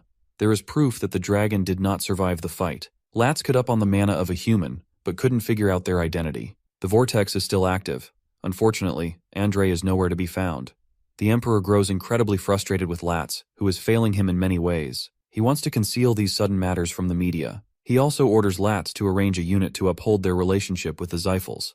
Finally, Lats is left with a warning. Amir isn't looking for imperfect reports and makes his point very clear. As for Bishkal and Bubar, they come to learn about the Silver Dragon's brawl against the Wind Dragon. The outcome resulted in an entire island getting decimated off the map. The Origin Stone is also reported to have been destroyed. Bubar is annoyed that they ruined his most precious piece, hinting that he may be responsible for the recreation of the demonic stone. Bishkek reports that their leader is pissed with the way Zyphals are handling things, which means they will likely ignore their orders for now. The true patriarch of the Zyphal clan acknowledges Andre's fall, despite his overwhelming advantages. He wonders if an outside force intervened to defeat them. Talks of a dark dragon have reached his ears. Misha, the other dark dragon, as well as Murakan's sister, is actually so strong that she'd easily overcome the challenge. Hearing this, the Zyphal patriarch orders his guardian dragon Kadun to look for the shadow dragons. He doesn't show any signs of concern for the loss of his brother Andre, because he knew his brother would get killed someday. After all, that man was insolent enough to arrive at Kiran's banquet on his own whim. Kadun recommends they create more demonic stones as they're the only source of their power capable of defeating the Runcandle clan. Keliak Zyphal has grand ambitions to conquer the world and rise as the new god of the realm. Returning to our heroes, Jin and the gang arrive safely to return to Jilly. She instantly faints upon seeing the great Luna becoming a part of their mission. Jilly is concerned about Jin's safety. He's getting involved in more trouble than ever when he's supposed to be operating solo. Luna is happy that she cares about the boy truly. Kashmir also arrives to meet the elegant Luna Runcandle. He also meets the silver dragon Quiquintel, who is in a very pissed mood right now. Kashmir pays proper respect, realizing that he could fuck up majorly like last time. Quiquintel cuts down on their conversation. She's only worried about Enya's safety. Kashmir explains how Latri returned 3 hours prior. She's with both Enya and Yulia, but something about the dragon is strange. The creature doesn't remember how it went missing for an entire year. He doesn't remember past the time Bioretta took him away to teach him magic spells. Murakan realizes that the Zyphals wiped his memory to clear proof of their involvement. They don't want the world to discover their schemes. After a long-winded explanation of how things went down, Kashmir and Jilly catch up to speed with what happened. Murakan believes that the only reason to create a demonic stone is because the clan wants to create their own god. They're in the process of acquiring powers from each god in an effort to crush anyone who stands in their way. That is the goal of Keliak Zyphal. Quiquintel goes to check on Enya with Kashmir, while Jilly sees Luna for a second time before fainting again. This poor nanny and her stress levels. Luna learns of all of Jin's accomplishments in the short span of 3 months. She thinks it's hilarious he can't even add credibility to his own missions because he abused his powers. The Runcandels would never forgive him for that. Jilly is happy that Luna is planning to let them slide under the radar.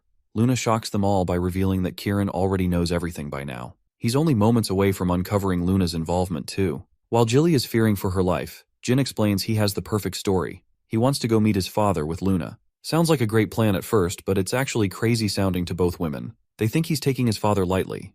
Jin explains that he's just going to warn him about the Zyphal scheme to destroy the Runcandle clans. It's ideal that he knows about the existence of the demon creation stones too. Luna reminds the boy that he's going to fail the test automatically if he returns home before his term ends.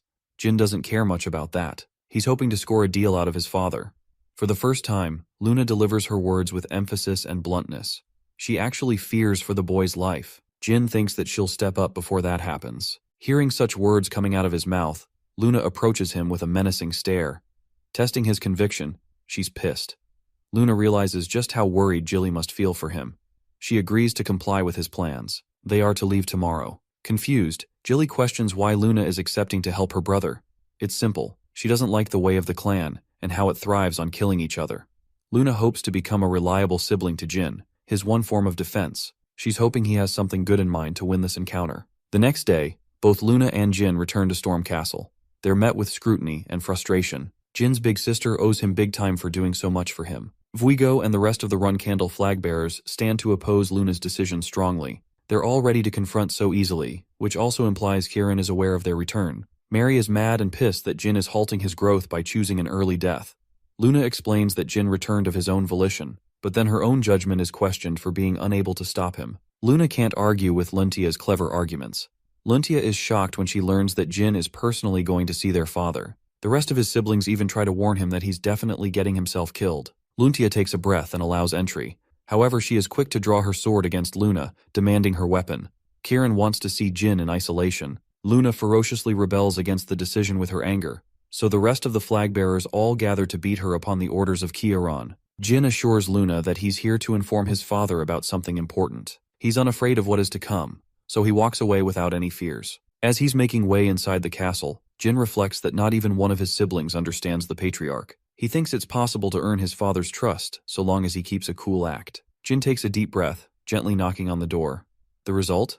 Well, let's just say his aura alone decimates the door. For the first time, Kieran is violently pissed against the boy. Ciaran literally made a blade out of aura, just to demonstrate how powerful his sword skills could become someday. It's actually a learning experience instead of a demonstration of fear. Jin knows that he shouldn't apologize, and act boldly. The boy utters words that none of his children ever even spoke of, that he missed his father. Ciaran is affected by his sweetness, but still calls him out for being weak. Jin emphasizes his affection, but it doesn't get him very far. Ciaran unleashes his sheer intent to kill, overwhelming Jin from the very place he stands. Ciaran knows that he's here for a reason. Jin reports that the minor patriarch of the Xiphal clan has been defeated. He is honest about Luna's involvement in the situation. Jin tells him that he has more to state other than what he just said. Ciaran takes intrigue and allows his son the chance to speak. Kieran learns of the many adventurers Jin has had along his journey as a reserve flag-bearer. He wonders if Jin was here to tell him about the defeat of the second most powerful Xiphal. Jin argues that Andre is far from the most powerful Xiphal they have, because despite Luna's strength, it's unlikely for the Xiphals to have been defeated so easily. The patriarch confirms the boy's suspicions, adding that there is someone who is even stronger than Kiliak, being more powerful than the patriarch of the Xiphal clan. But Jin has yet to mention the most valuable detail, the artifact that was used in his battle against the Xiphals. The Stone of the Demon God, a mystical replica of the Origin Stone which the gods themselves created. Ciaran interestingly mentions Murakan, revealing that he's always known about the Dark Dragon as well as the boy's ability to control mana. His father knew the depths of his secrets. He even laughs in Jin's face because he actually didn't know about Murakan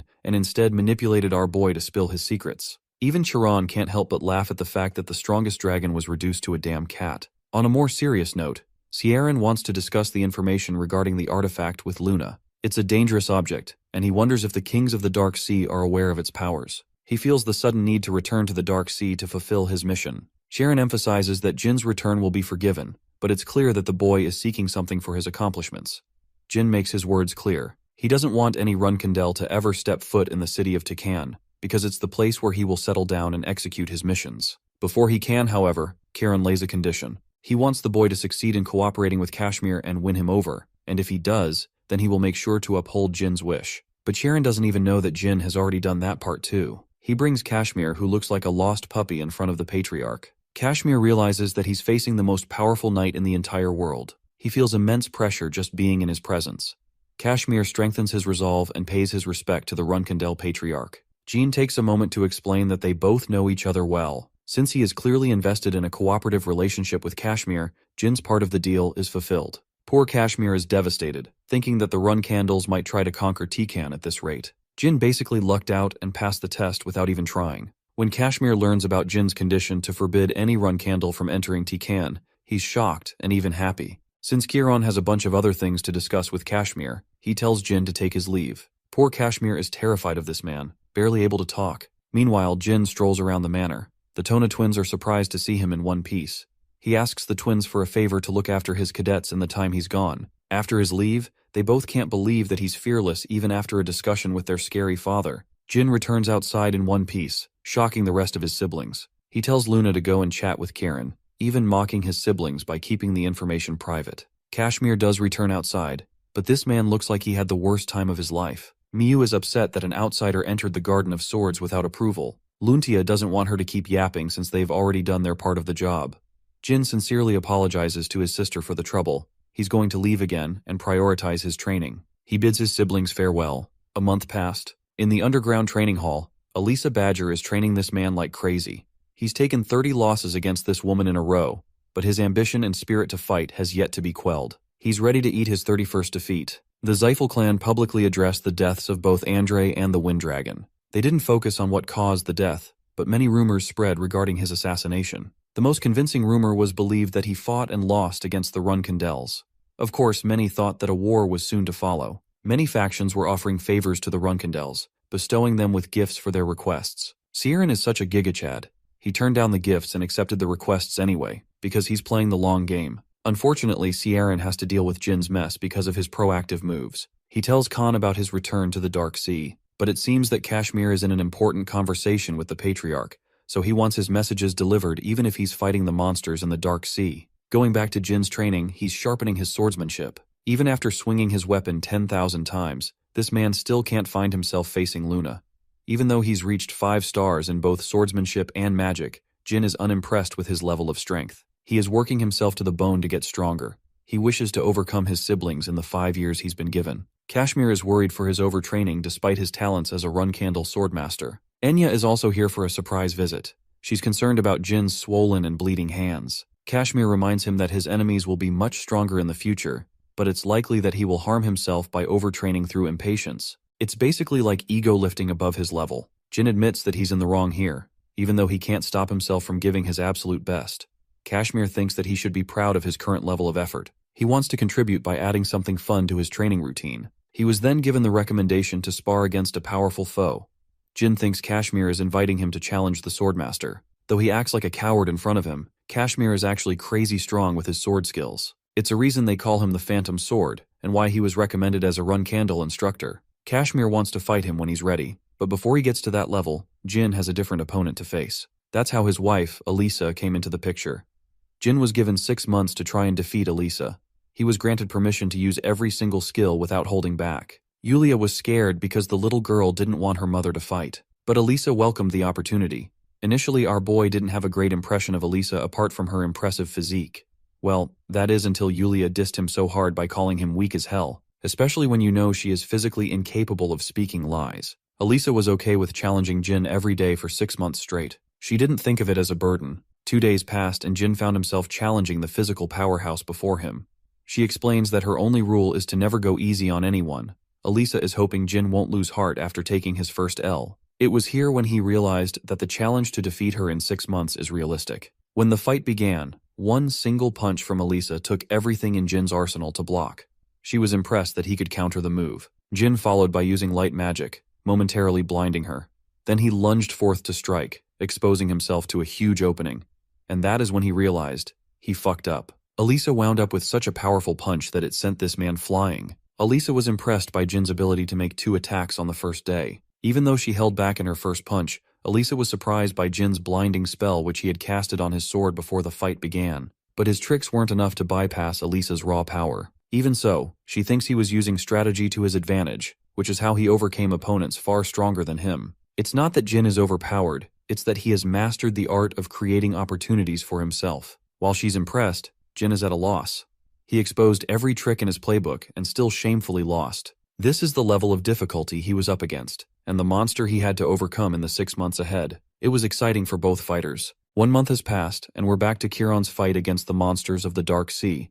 Khan comes to deliver an important message from Kashmir. The letter is written with so much care and attention that it's looking like this man is confessing his love or something. Sharon is damn pissed because Kashmir didn't do as he was told. He wanted to be updated on Jin's progress. The letter is mostly a yap festival, but it does have a part regarding Jin's progress. It's mentioned in the report how Jin has been losing countless times against Kashmir, but the more they fight, the longer he's able to survive. He has incurred 40 losses straight, but something about this report makes Kieran exceptionally happy. The Patriarch learns that Jin lasted over 120 moves in their latest fight. It means he's doing everything in his power to overcome his previous limits. Kieran is so happy for his son that he almost didn't want the boy to leave the clan because he deems him worthy to be a successor. It's never been clear about which child he truly wanted to be named a successor. Even though Joshua is the leading candidate for throne, it is not from the interest of the Patriarch. Khan emphasizes that Jin is far too young to be called a worthy candidate. He thinks Jin lacks the ferocity and the objective approach, and that's the only thing Joshua has a lead on.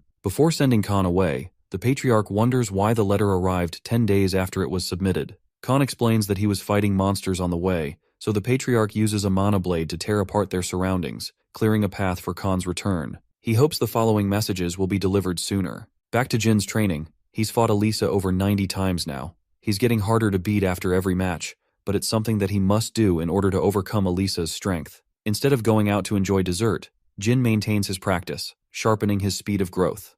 Elisa notes that the boy's aura is completely in sync with Mana, skyrocketing his growth thanks to the power of Shadow Force. She thinks that his talents and abilities would have been useless if not for his relentless perseverance to improve his skills. Elisa is happy, as she is predicting her defeat very soon. The next day, Jin exchanges blow for blow against the martial artist. Elisa thinks that she's got the upper hand, but suffers a brutal slash. A critical strike has massively wounded her.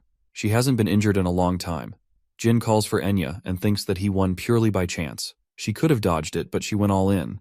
He was careful enough to fool her with Shadow Force. Elisa's skills are getting sloppy ever since her retirement. She's already lost, much sooner than predicted.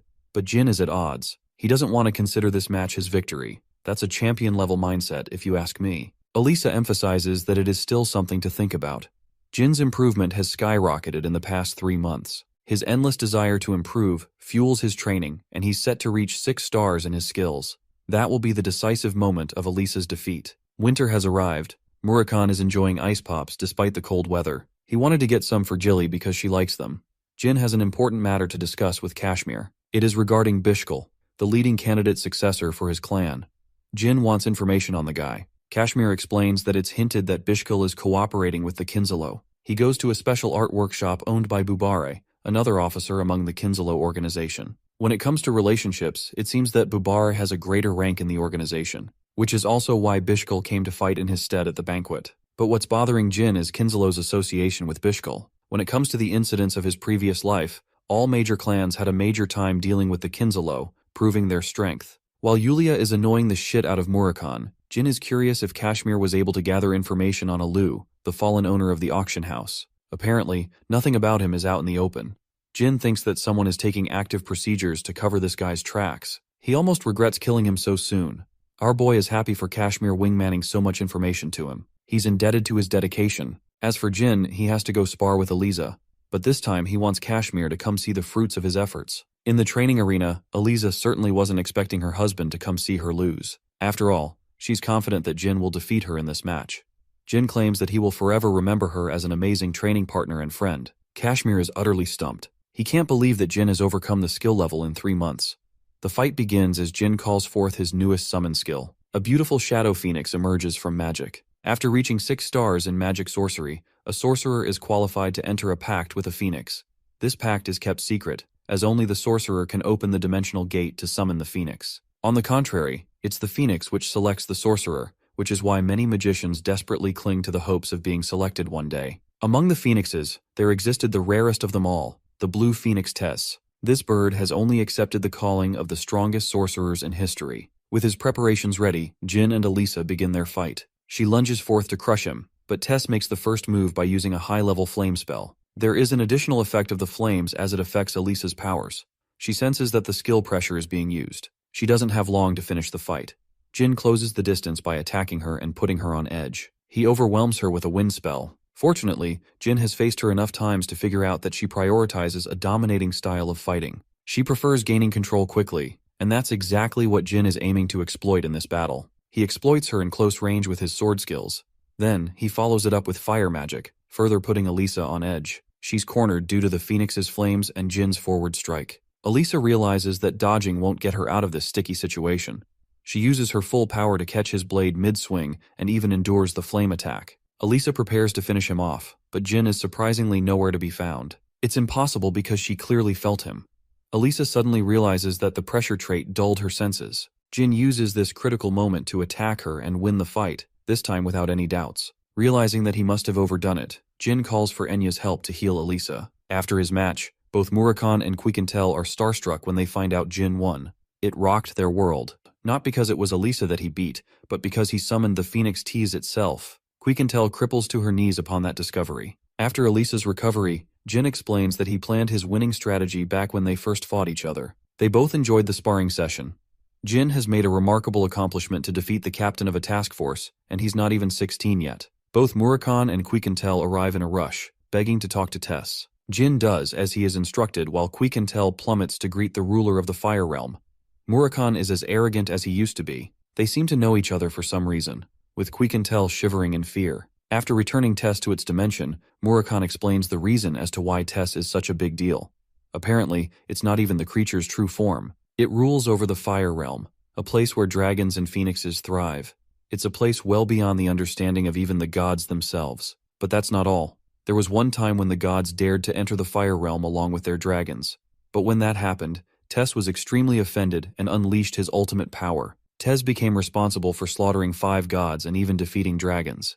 Jin is stumped to discover its true power. Unfortunately, he can't deploy the full use of its powers in the real world. Even if Jin became the peak of power, it would be impossible. It's a penalty for crossing over to the other dimension, which is the same reason the gods proved useless against Tess in the fire realm. So the same can be said of its powers in this realm. But even then, the phoenix is powerful enough to turn anything to ashes. Murakami emphasizes that all the dragons are scared shitless of that monster. He does share that Tess has taken a liking to Jin, who contemplates how powerful Tess truly is. It means that he could use its powers to defeat the Xiphals one day. A month passed. Patriarch Sieran Runkendel learned that his son was chosen by the god of the fire realm. More importantly, Jin's swordsmanship skills are skyrocketing over other aspects of his abilities. Sieran explores a different topic. He has come to know of Ron Heron's grandson, and an assassination mission linked to participating in a competition. Jin learns from Kashmir about the Arena of Cosmos, which might help him face off against Dante Hiron, who is a pureblood of the powerful Hiron clan. The Patriarch used to rival Karen's strength before he surpassed everyone and became a Divine Star Knight. Jin's interest peaked after that information, but he's still displaying signs of uncertainty. Kashmir emphasizes that this is the only opportunity he has to face off against a prodigious pureblood of the Heron clan. Because of Kashmir's insistence, Jin decides to accept. He realizes what's going on, and what Kashmir was tasked with when his father had a private meeting with him. The Runkendel Patriarch wants the boy to focus on his swordsmanship above all, and Kashmir is following commands because he has no choice. He has already prepared a trip for Jin. It's been a while since he has executed a solo mission since Mamet Lawless. In fact, the Arena of Cosmos is much worse compared to that place. It's a brutal arena where competitors are allowed to use any kind of weapon to kill their opponents.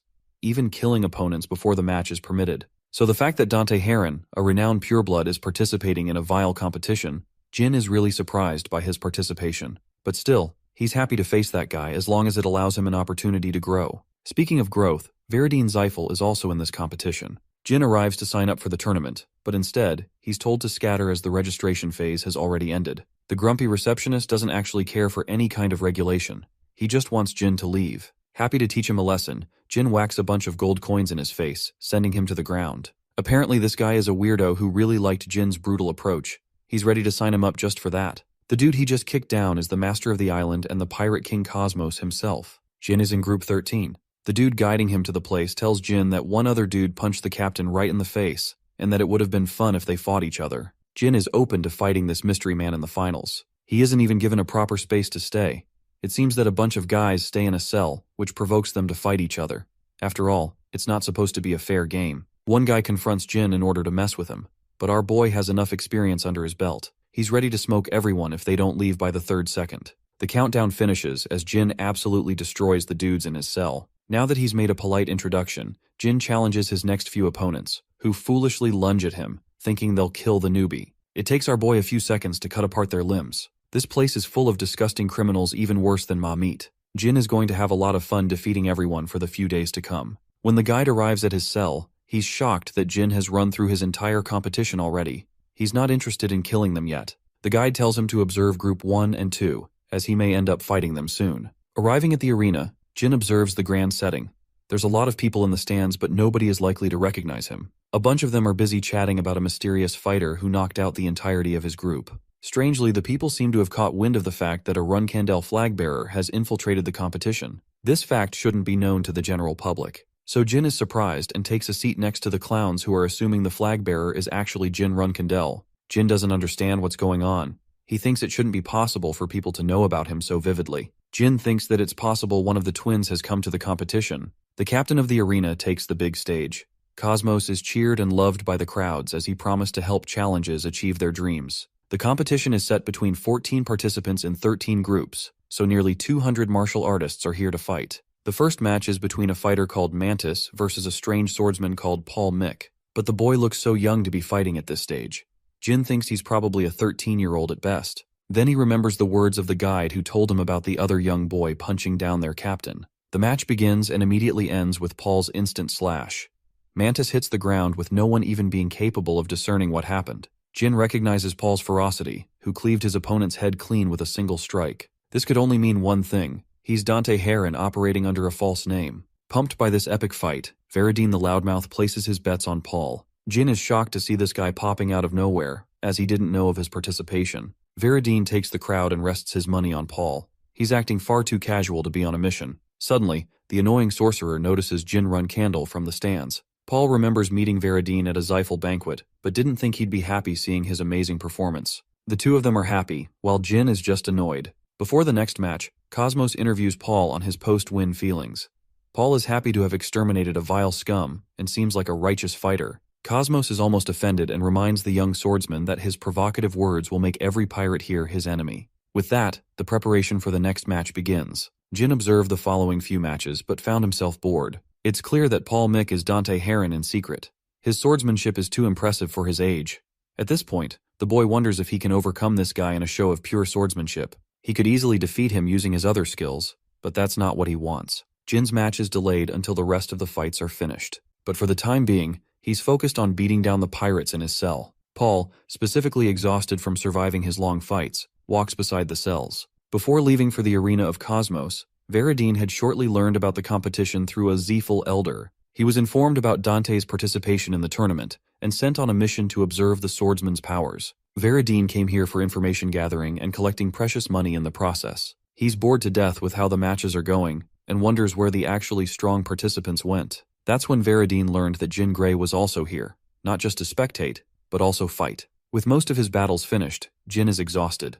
35 martial artists are already dead, but only 5 of them died in the arena. Most of the deaths are occurring outside the arena, giving even Jin a run for his money since he can't even sleep unguarded. He is alerted by the sound of footsteps. Someone is making their way, and they're not showing any signs of concealing their power. That means whoever it is must be quite strong. Suddenly Jin notices an exhausted Dante Heron, begging for a chance to talk. He strikes him a deal to guard each other while they're sleeping. He has observed Jin's skills, so he knows he's quite capable. Dante collapses without being able to say another word. Jin thinks it's shameful that the Heron clan doesn't train its warriors to survive sleepless nights. But it's not just because of that. It's because Dante has been a part of so many battles that he can't possibly go on any longer. There's a few pirates tailing him to strike him down. But what they didn't expect was Jin Run Candle popping out like Slender Man and cutting them down. He threatens their life if they dare to approach the cell. One of the pirates tries to explain that they didn't come here for him, but rather Paul Mick. Jin catches a poisonous spear with his bare hands. He's pissed more than ever that they were targeting a young boy to death. By the time Dante woke up from his slumber, Jin had already carried out his share of the battles. He explains the association of the pirates who came to hunt Dante. Their real mission was to kidnap a Runkandel clan member. Dante is extremely indebted to Jin's help. He laughs at the idea that they hunted him for being a Runkandel. Since he's indebted to Jin, the guy returns the favor by partially exposing his connection to the Vymonth Empire. Jin understands and doesn't complain. Since Jin protected him while he was asleep, Dante is ready to return the favor and get back to him. Our boy desperately needed to hear that from him, because he's also pretty tired and plops to sleep. He tells Dante to wake him up before the matches begin. Without another word, Jin goes right to sleep. Dante's impression of him is unique, as he may seem unapproachable on the outside, but is kind on the inside. The crooks of the arena are all slashed to pieces by Paul Mick, who keeps winning his fights with just one attack every time. On the other side, Jin is marking his impressive line of victories. The crowd finds itself cheering for him, and some of them wonder if he's stronger than Paul Mick. In any case, both Jin and Paul are being cheered as the favorites of the crowd.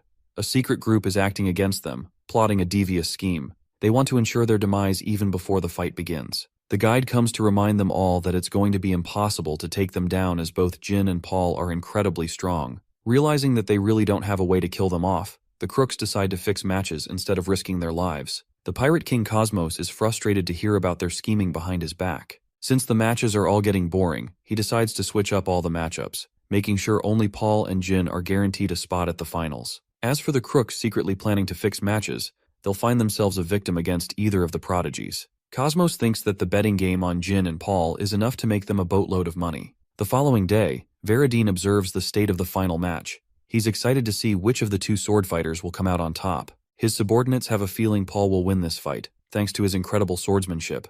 But for Veridine, he's a simp for Jin, so he placed all the money on Jin's victory. An insane amount, but the odds aren't looking great in his favor. Cosmos seems to have a lot of money. Veridine is looking to steal some of that cash through this fight. Cosmos finally announces the final match, but my poor guy gets assaulted by the crowd for halting their excitement. They just want to see the match between the Grim Reaper and Paul get going already. Cosmos skips the lame chat and roars the announcement of Paul Mick.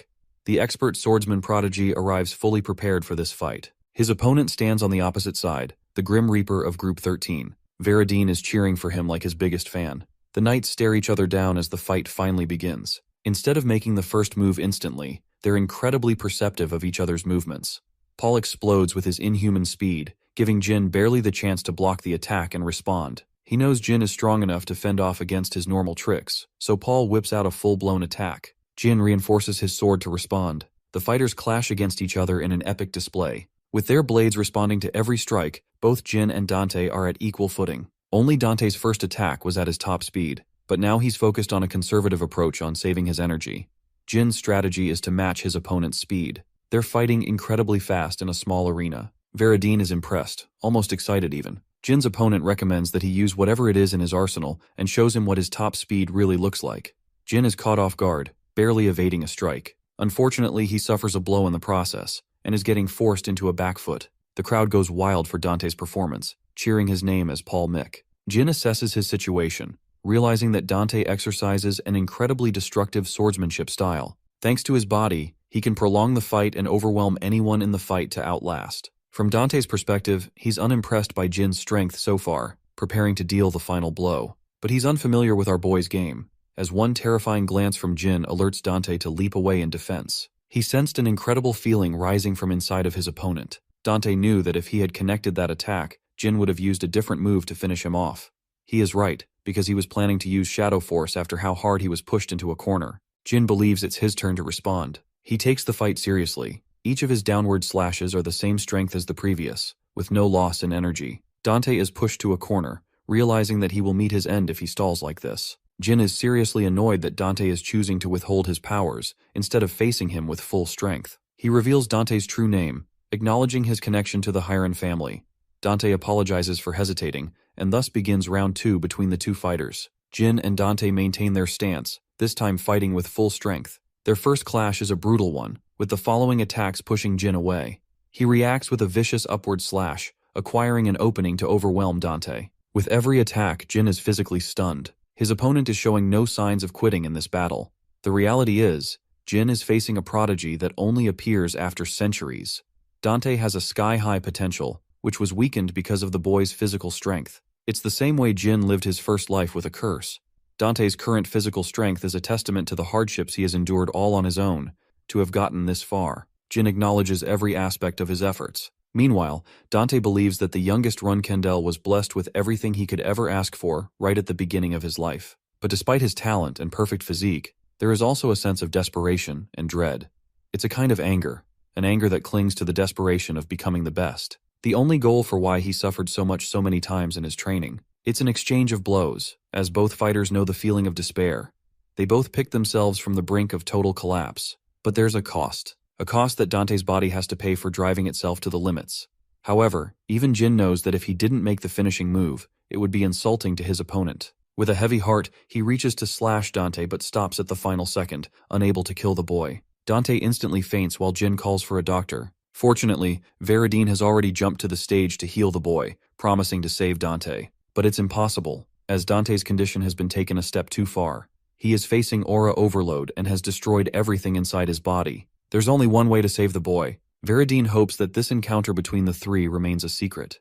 The Zyphal servants try to stop him, but Veradine isn't having any of it. He shows his association to the clan in the arena. Cosmos is scared for his life and immediately forbids anyone from intervening in the fight. What Veradine is holding is a special object called the blood of the numerous. He was once the god of hope. After his death, he left his tears and blood behind. One could bring back the dead, while the other could heal any illness in an instant. Both were considered invaluable to the world, with many clans actively proposing to hunt down his remains. And now, Veradine possessed the blood of that same fallen god. He is planning to use it for Dante, despite the Zyphal clan's terrible relationship with the Hirons. It's beyond logic as to why he would do this, but Veradine strongly believes in his values, and thus the healing process is successful. Dante regains his consciousness thanks to the rare artifact. It is still beyond Jin's understanding that he would do such a thing. Veradine reminds everyone that he just suffered a major loss by curing him. Jin thinks he's going to propose a major offer in return for the gift, but all Veradine seeks is a bunch of drinks to hang out with Jin. Our boy is baffled by his stupidly generous offer. He once believed Veradine was a fool, but he's more respectable than he thought. They dap each other like they're the homies for life. The same night, Jin is enjoying drinks with Veradine and Dante. He secured the prize money and the bet money after nearly costing his life in the arena. Jin is generous enough to slide half the money to Dante for his clan. Poor Veradine is jealous as hell that he doesn't get to have a gift. Jin opens the treasure box and finds a map inside. He tosses Veradine an empty box for the keeping. Jin shares his annoyance with Dante, who ultimately decided to hide his strongest move. But Dante thinks it's fine because Jin was hiding his abilities too. He welcomes the opportunity to fight again, this time without holding back. Veradine is excited for the future where they will all lead each other's clans. He even entertains the idea of just chilling for a while for a change of pace. Jin is happy that the next Zyphal patriarch is a kind fool. Veradine is offended by the remark, but it is true. All three of them may be enemies, but they will someday have to face each other. Jin wonders what will become of their relationship. Suddenly Veradine remembers to bring up something important. He's heard of the rumor of someone impersonating his name. Dante is shocked, questioning who could even have the balls to impersonate such a high-ranking member of the Zyphal clan. Veradine doesn't know either. He doesn't want to blame Jin, but clearly he doesn't know that our boy was indeed the culprit. Jin asks what their initiative is to capture the impersonator. Jin recommends they stray away from pursuing the rumor. He thinks the people will make fun of the Zyphal clan for chasing an impersonator. Veradine is somehow persuaded by this simple suggestion. Jin hastens to make his leave because he has a bunch of things to take care of. Before leaving, Veradine calls him a friend. Jin pauses, smiling in acceptance. Circling back to Kieran, he's annoyed reading long letters of Kashmir every time. In this letter, he finds that Jin won against Dante and finally climbed to the 6-star swordsmanship level. The Patriarch is agitated with Kashmir and hopes to have a one-on-one conversation with him soon. Back at his castle, Kashmir feels a cold feeling embracing him. He realizes some bullshit is going to catch him by surprise. Kashmir requests seeing the map he acquired from the competition. The map confuses him as he's never seen something like it before. It's unclear and imprecise in its destination. Yulia sparks an interest with the map and points to a strange location on the map, sensing something so tragic and horrifying that it forces her to cry. Kashmir is alerted as Murakhan realizes her powers are experiencing a sudden overload. The guardian dragon is necessary to calm her down. Latri rushes to find her. The young dragon helps calm her down in her state. Even a worried Elisa comes rushing to the scene. Fortunately, Latri was able to calm her down to a state of sleep. Murakhan is interested in learning what the girl saw in her vision.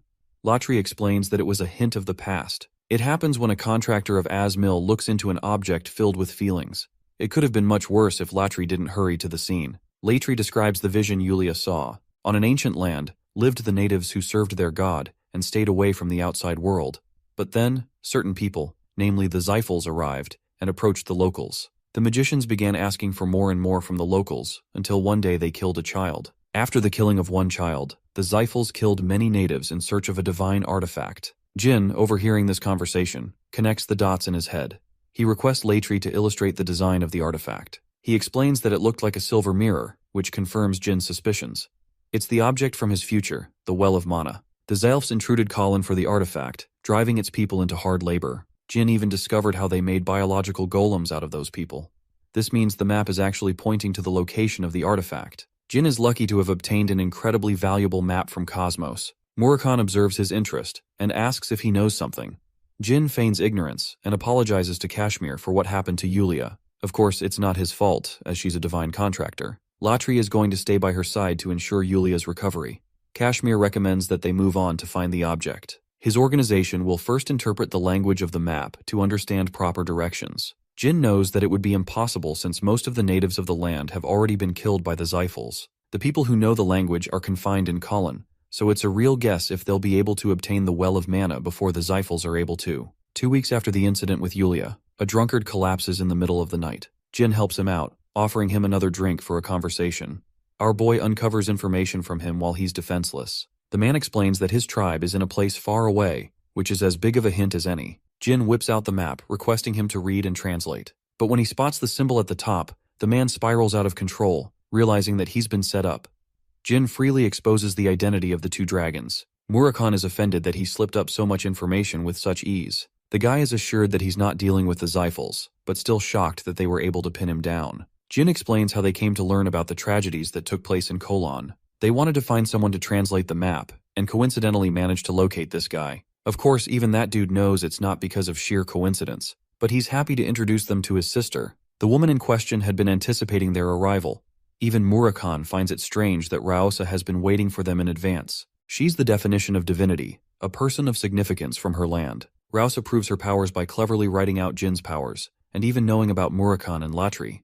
She has an aura that transcends all. Jin immediately realizes that he's dealing with an actual god. Raosa emphasizes that she is but a mere vessel, and that if she truly were a god, Colin wouldn't have been lost to their invaders. Murakhan spells her doom, as her powers are not going to last for much longer. Raosa confirms this fact, confirming the Dark Dragon's observation. Raosa takes the map and translates word for word what it means. The message shatters her soul as it was written by her grandfather. Thankfully, the map didn't fall into the hands of the Zyphals and met Jin instead. Murakhan wants to strike a deal with the woman since they're en route to visit Colin soon. Raosa shocks Jin, surprising him about his connection with Soldaret. Since it has been a while, Raosa plans to expunge all her divine powers to summon the God of Darkness. Jin likes the deal and decides to head over to Colin at once. He's unsure whether he could save the lives of the locals, but he promises to do his best. Raosa explains everything there is for him to know about when it comes to the Colin territory. Jin, Murakhan, and Kashmir all arrive at the location. It used to be an open location in his past life, but now, since he executed a mission while he was a cadet, it's clear that they have taken measures to close the place down. The journalist that exposed the existence of the Well of Mana will never be able to carry out his will in this timeline. Kashmir loses hope, but Jin and Murakhan don't care if the place is closed. They're still going in, and the reason is simple. The board is probably a placeholder. There are no guards on site, and there aren't any spells either. Suddenly, Murakhan senses the presence of people. They're the natives who are mining for labor. A pureblood Zyphal is enjoying himself. This man is none other than Muron Zyphal, the madman of the Magic Tower. He's a brother to Veradine and commits crimes like crazy. Since he's a strong sorcerer with 8 stars in magic, he doesn't require any guards around him.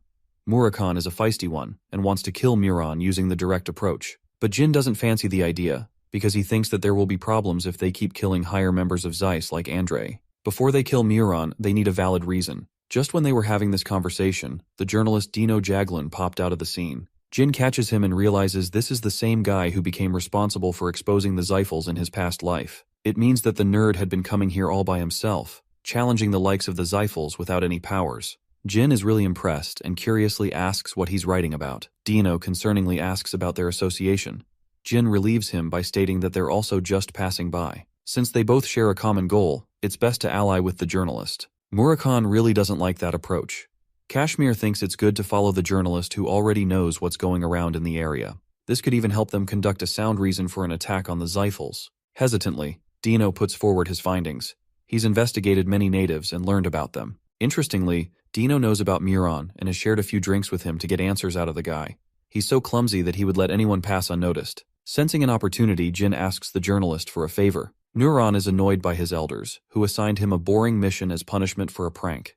He's as drunk as ever when Dino comes around, acting like an old buddy to him. Micron is happy, but suspicious of the people he's brought along. Dino explains that he's with travelers and apologizes for getting ahead of himself. Jin introduces himself in kind to the mad sorcerer. Jin happened to learn a lot about Muron thanks to Veradine's yapping. Even Veradine doesn't think highly of him, since he's just a wretched mess of their clan. Veradine imparted Jin with an important warning to never challenge his brother, since he's the worst of the worst. Right now, that same guy is acting like a clown in front of a Runkindel without knowing. Micron picks apart the journalist's identity. He's slowly growing suspicious of Dino, and comes to a sudden realization. Why did he interview the natives at all? Both Jin and Murakhan realize that this is a huge problem now. Micron had to torture the ones he interviewed, and even erased evidence of their lives. He reduces to a maniacal laughter before calling the dear journalist a fool for acting reckless. At last, Muron reveals that he knows about Jin's identity as a Runkandel. He thinks Dino is secretly connected to them. Murakhan grabs Dino as the sorcerer commences his first attack. Jin is surprised to note that Muron had activated a shield of mana, something that not even he could detect. Murakhan emphasizes that such a feat should be impossible, so their opponent is holding some nasty secrets. Muron immediately identifies Jin Runkindel. While our boy is interested in learning how he was able to tell, he's even more interested in fighting him. Muron wants to know why he was assigned this specific mission.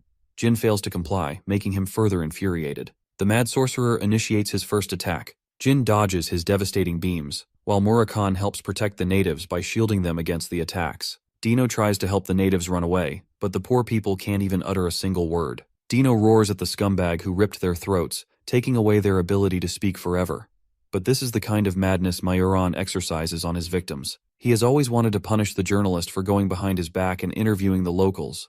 He pins the blame on him for being reckless. But while he's yapping, a punch comes flying in his face. It was exactly the kind of confession that Jin needed to hear, because now, he can really kick his ass without holding back. The Shadow Force ability has left Kashmir in shambles. The fact that Jin was able to drive an 8-star sorcerer to a corner. Even Majoran suddenly realizes that the God of Darkness sided with the Run Candles once more.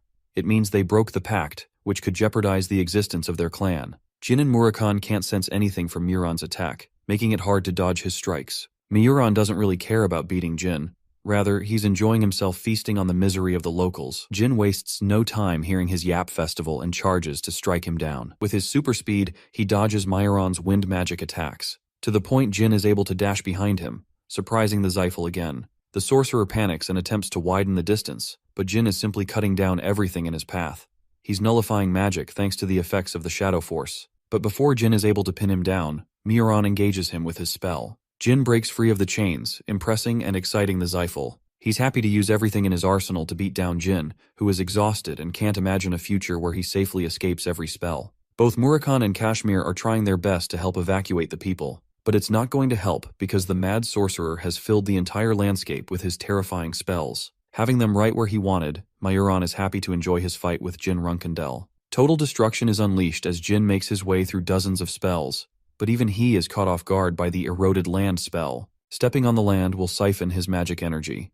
The only way out is through since he can't go back. Jin concentrates the bulk of his magic energy and counters Muran's spells. But there's something clearly wrong about his opponent, who can inexhaustibly use so much mana without draining his energy. What Majoran has analyzed is that Jin knows a thing or two about magic, because he is carefully avoiding stepping into traps. From this analysis, Muran deduces that Jin Runkandel must also be a spellsword. The mad sorcerer isn't worried as he plans to overwhelm Jin with an even greater surge of mana. Mana backflow is the worst condition for a mana user to experience. It overwhelms their body and destroys organs from the inside. In a fight between two sorcerers, the inferior one experiences mana backflow, immediately determining the victor between the two. Since Runkandels don't have mana, they aren't overwhelmed by this ability. But for someone like Jin, it's basically an exploitable weakness. Muran is extremely confident, but that's exactly what Jin wanted by luring him in. He has prepared light magic to blind the sorcerer in the critical moment. The spell takes off as Muran is completely blinded to his senses. He can't see anything and realizes that Jin's next attack will likely be the finishing blow. But just in the nick of time, Majoran is able to cast his escape at the expense of losing his hand. He mocks Jin for possessing both the powers of light and the dark. Jin is impressed by his opponent, and while Andre has more mana, Muran is the trickier opponent of the two. His battle experience indicates that Muran can use more tricks than just relying on mana backflow. The sorcerer chuckles, before admitting that the both of them are one and the same. Jin thinks he's trash-talking at the worst moment, but Muran is dead serious and reminds Jin that he's not going down anytime soon. Jin loses his patience and questions what the mad sorcerer is trying to imply with his words. Muran is happy to inform him about the source of his powers and how he is able to use more mana than a typical 8-star sorcerer can. The reality is, this psychopath has been using the locals as his mana amplifiers. He's draining their energy to fuel his spells endlessly. So if Jin has to truly make sure Muran is defeated, he will first have to kill those people. That's exactly the intention of the mad sorcerer, who wants to prove to Jin that their methods are one and the same. But one girl, a native, calls out the sorcerer's lies. She explains that he's actually using a divine artifact to increase his powers, instead of siphoning their energy. Jin is still surprised, because he wasn't expecting Muran to discover the well of mana too soon. The woman whines as she confesses the sorcerer's brutal ways of torturing her people. Muran is angered by her every word as she pleads with Jin Runkandel to kill this sadistic psychopath. Enraged by her words, he concentrates a spell to kill the woman, incinerating her body before his eyes. He's mad that she ruined his entertainment. But while this is happening, Dino calls out to Jin and highlights the importance of saving Tika, as she's the only hope of the colonites. Unfortunately, she's currently being incinerated by the secret spell of the Zyphals. He once heard about this spell from his teacher. The blue flames are impossible to extinguish once they're set off. Its only weakness? You burn the blue flames with an even more powerful flame. Remembering his teacher's words, Jin Runkandel unleashes the flames from the fire realm. Tess destroys the spell and helps secure the woman. Muran Zyphal is utterly baffled, seeing Jin's command over the legendary phoenix. The mad sorcerer is speechless. What lies before him are the flames of a phoenix that has only chosen the greatest sorcerer of its time. So for the phoenix to choose a run candle spellsword, instead of someone from their clan, means that he's the one bound to become the greatest sorcerer of his generation. The woman opens her eyes, realizing that the flames are protecting her body instead. Jin is happy that she ratted out the sorcerer. She reminds him that Miuran is still using the divine artifact to his advantage, but he's yet to acquire its full power. He only learned about certain activation phrases thanks to torturing the people. She even knows that Rausa sent Jin to help the colonites. The woman is prepared to lead him to the location of the artifact. She begs Jin to end their lifelong suffering by defeating the mad sorcerer. Jin confronts Miuran, who is frustrated now that his plans have been ruined, and that Tess has chosen Jin over the Zyphals. The 6-star swordsman prepares his sword, ready to send this guy straight to hell. Miuran unleashes his might, emphasizing that he once loved a witch who shared ties with the king of the Dark Sea. The Zyphal wants to show Jin the true wrath of hell by unleashing his newfound powers. Tess responds with a column of flames, severely overwhelming the Zyphal. For some reason, Miuran's sudden transformation has enraged the Phoenix. Murakun joins the fight after having evacuated the natives. He explains how fucked their current situation is. Miuran's body is soon going to be under the control of the Demon Beast King.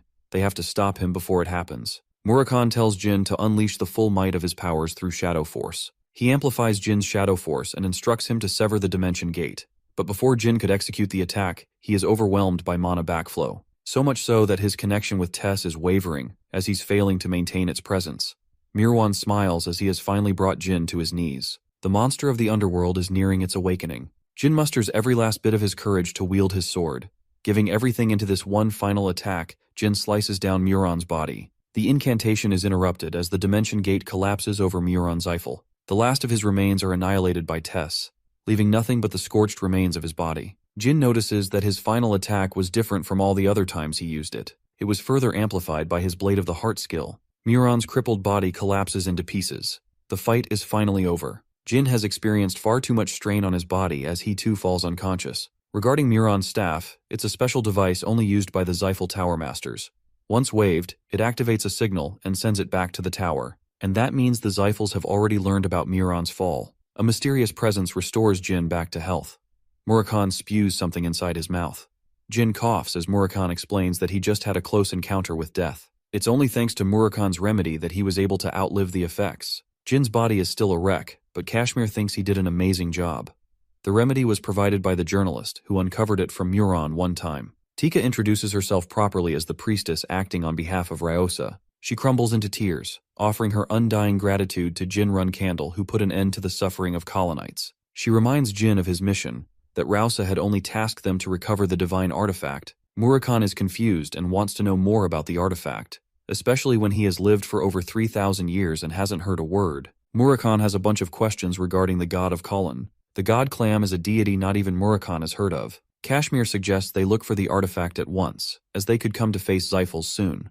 To add to that, Tika explains that they must first restore the artifact before acquiring it. They need to use the energy of the sun for that task, which is why the mission will be delayed until noon. An agitated Murakun can't find the patience to wait that long because the Zyphals must be en route to attack. Jin pieces together the information, but still thinks that there is something more than meets the eye. Since Miuran is fully defeated, and the wasteland is abandoned by the Zyphals, he doesn't comprehend how anyone could reach her unless there was a signal sent outside. The fact that Miuran Zyphal was a Tower Master is common knowledge. Kashmir catches on to his words. The run candle highlights the importance of the present moment, as the signal has already been sent. Their worries are warranted, as Midor Elnor, another Tower Master serving the Zyphals, is on his way to investigate the cause. The staff was given to him for being a Tower Master. It's a huge deal.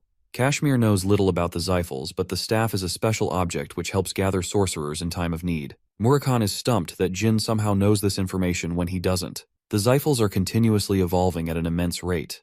Jin excuses what he heard from Luna, when in reality, he remembered thanks to his teacher's memorable words. Nearly 100 sorcerers exist in every Zyphal tower, and a lot of them are around the 8-star level. Engaged against them in an actual fight when they also have to defend civilians, it's going to be a brutal battle. Jin inquires how long it would take them to arrive, and he learns that it's going to take a minimum of 2 hours. Given that time limit, he requests Kashmir for a favor in the time of need. Kashmir is alarmed as Jin's secretive plan could end up killing everyone involved. He wants Kashmir to relay the message to a person immediately, or else they are all doomed. The man accepts the condition and begs Jin to make it out alive. Murakun and Tika are in preparations to restore the divine artifact. The locals have gathered, but Jin's condition is stagnating. His body reacts harshly as he's driven himself to his absolute limits. Murakhan is pissed that Muron refused to remain honorable in his defeat and instead called the sorcerers of the watchtower. Jin requested for Luna's help last time, as she was their only hope.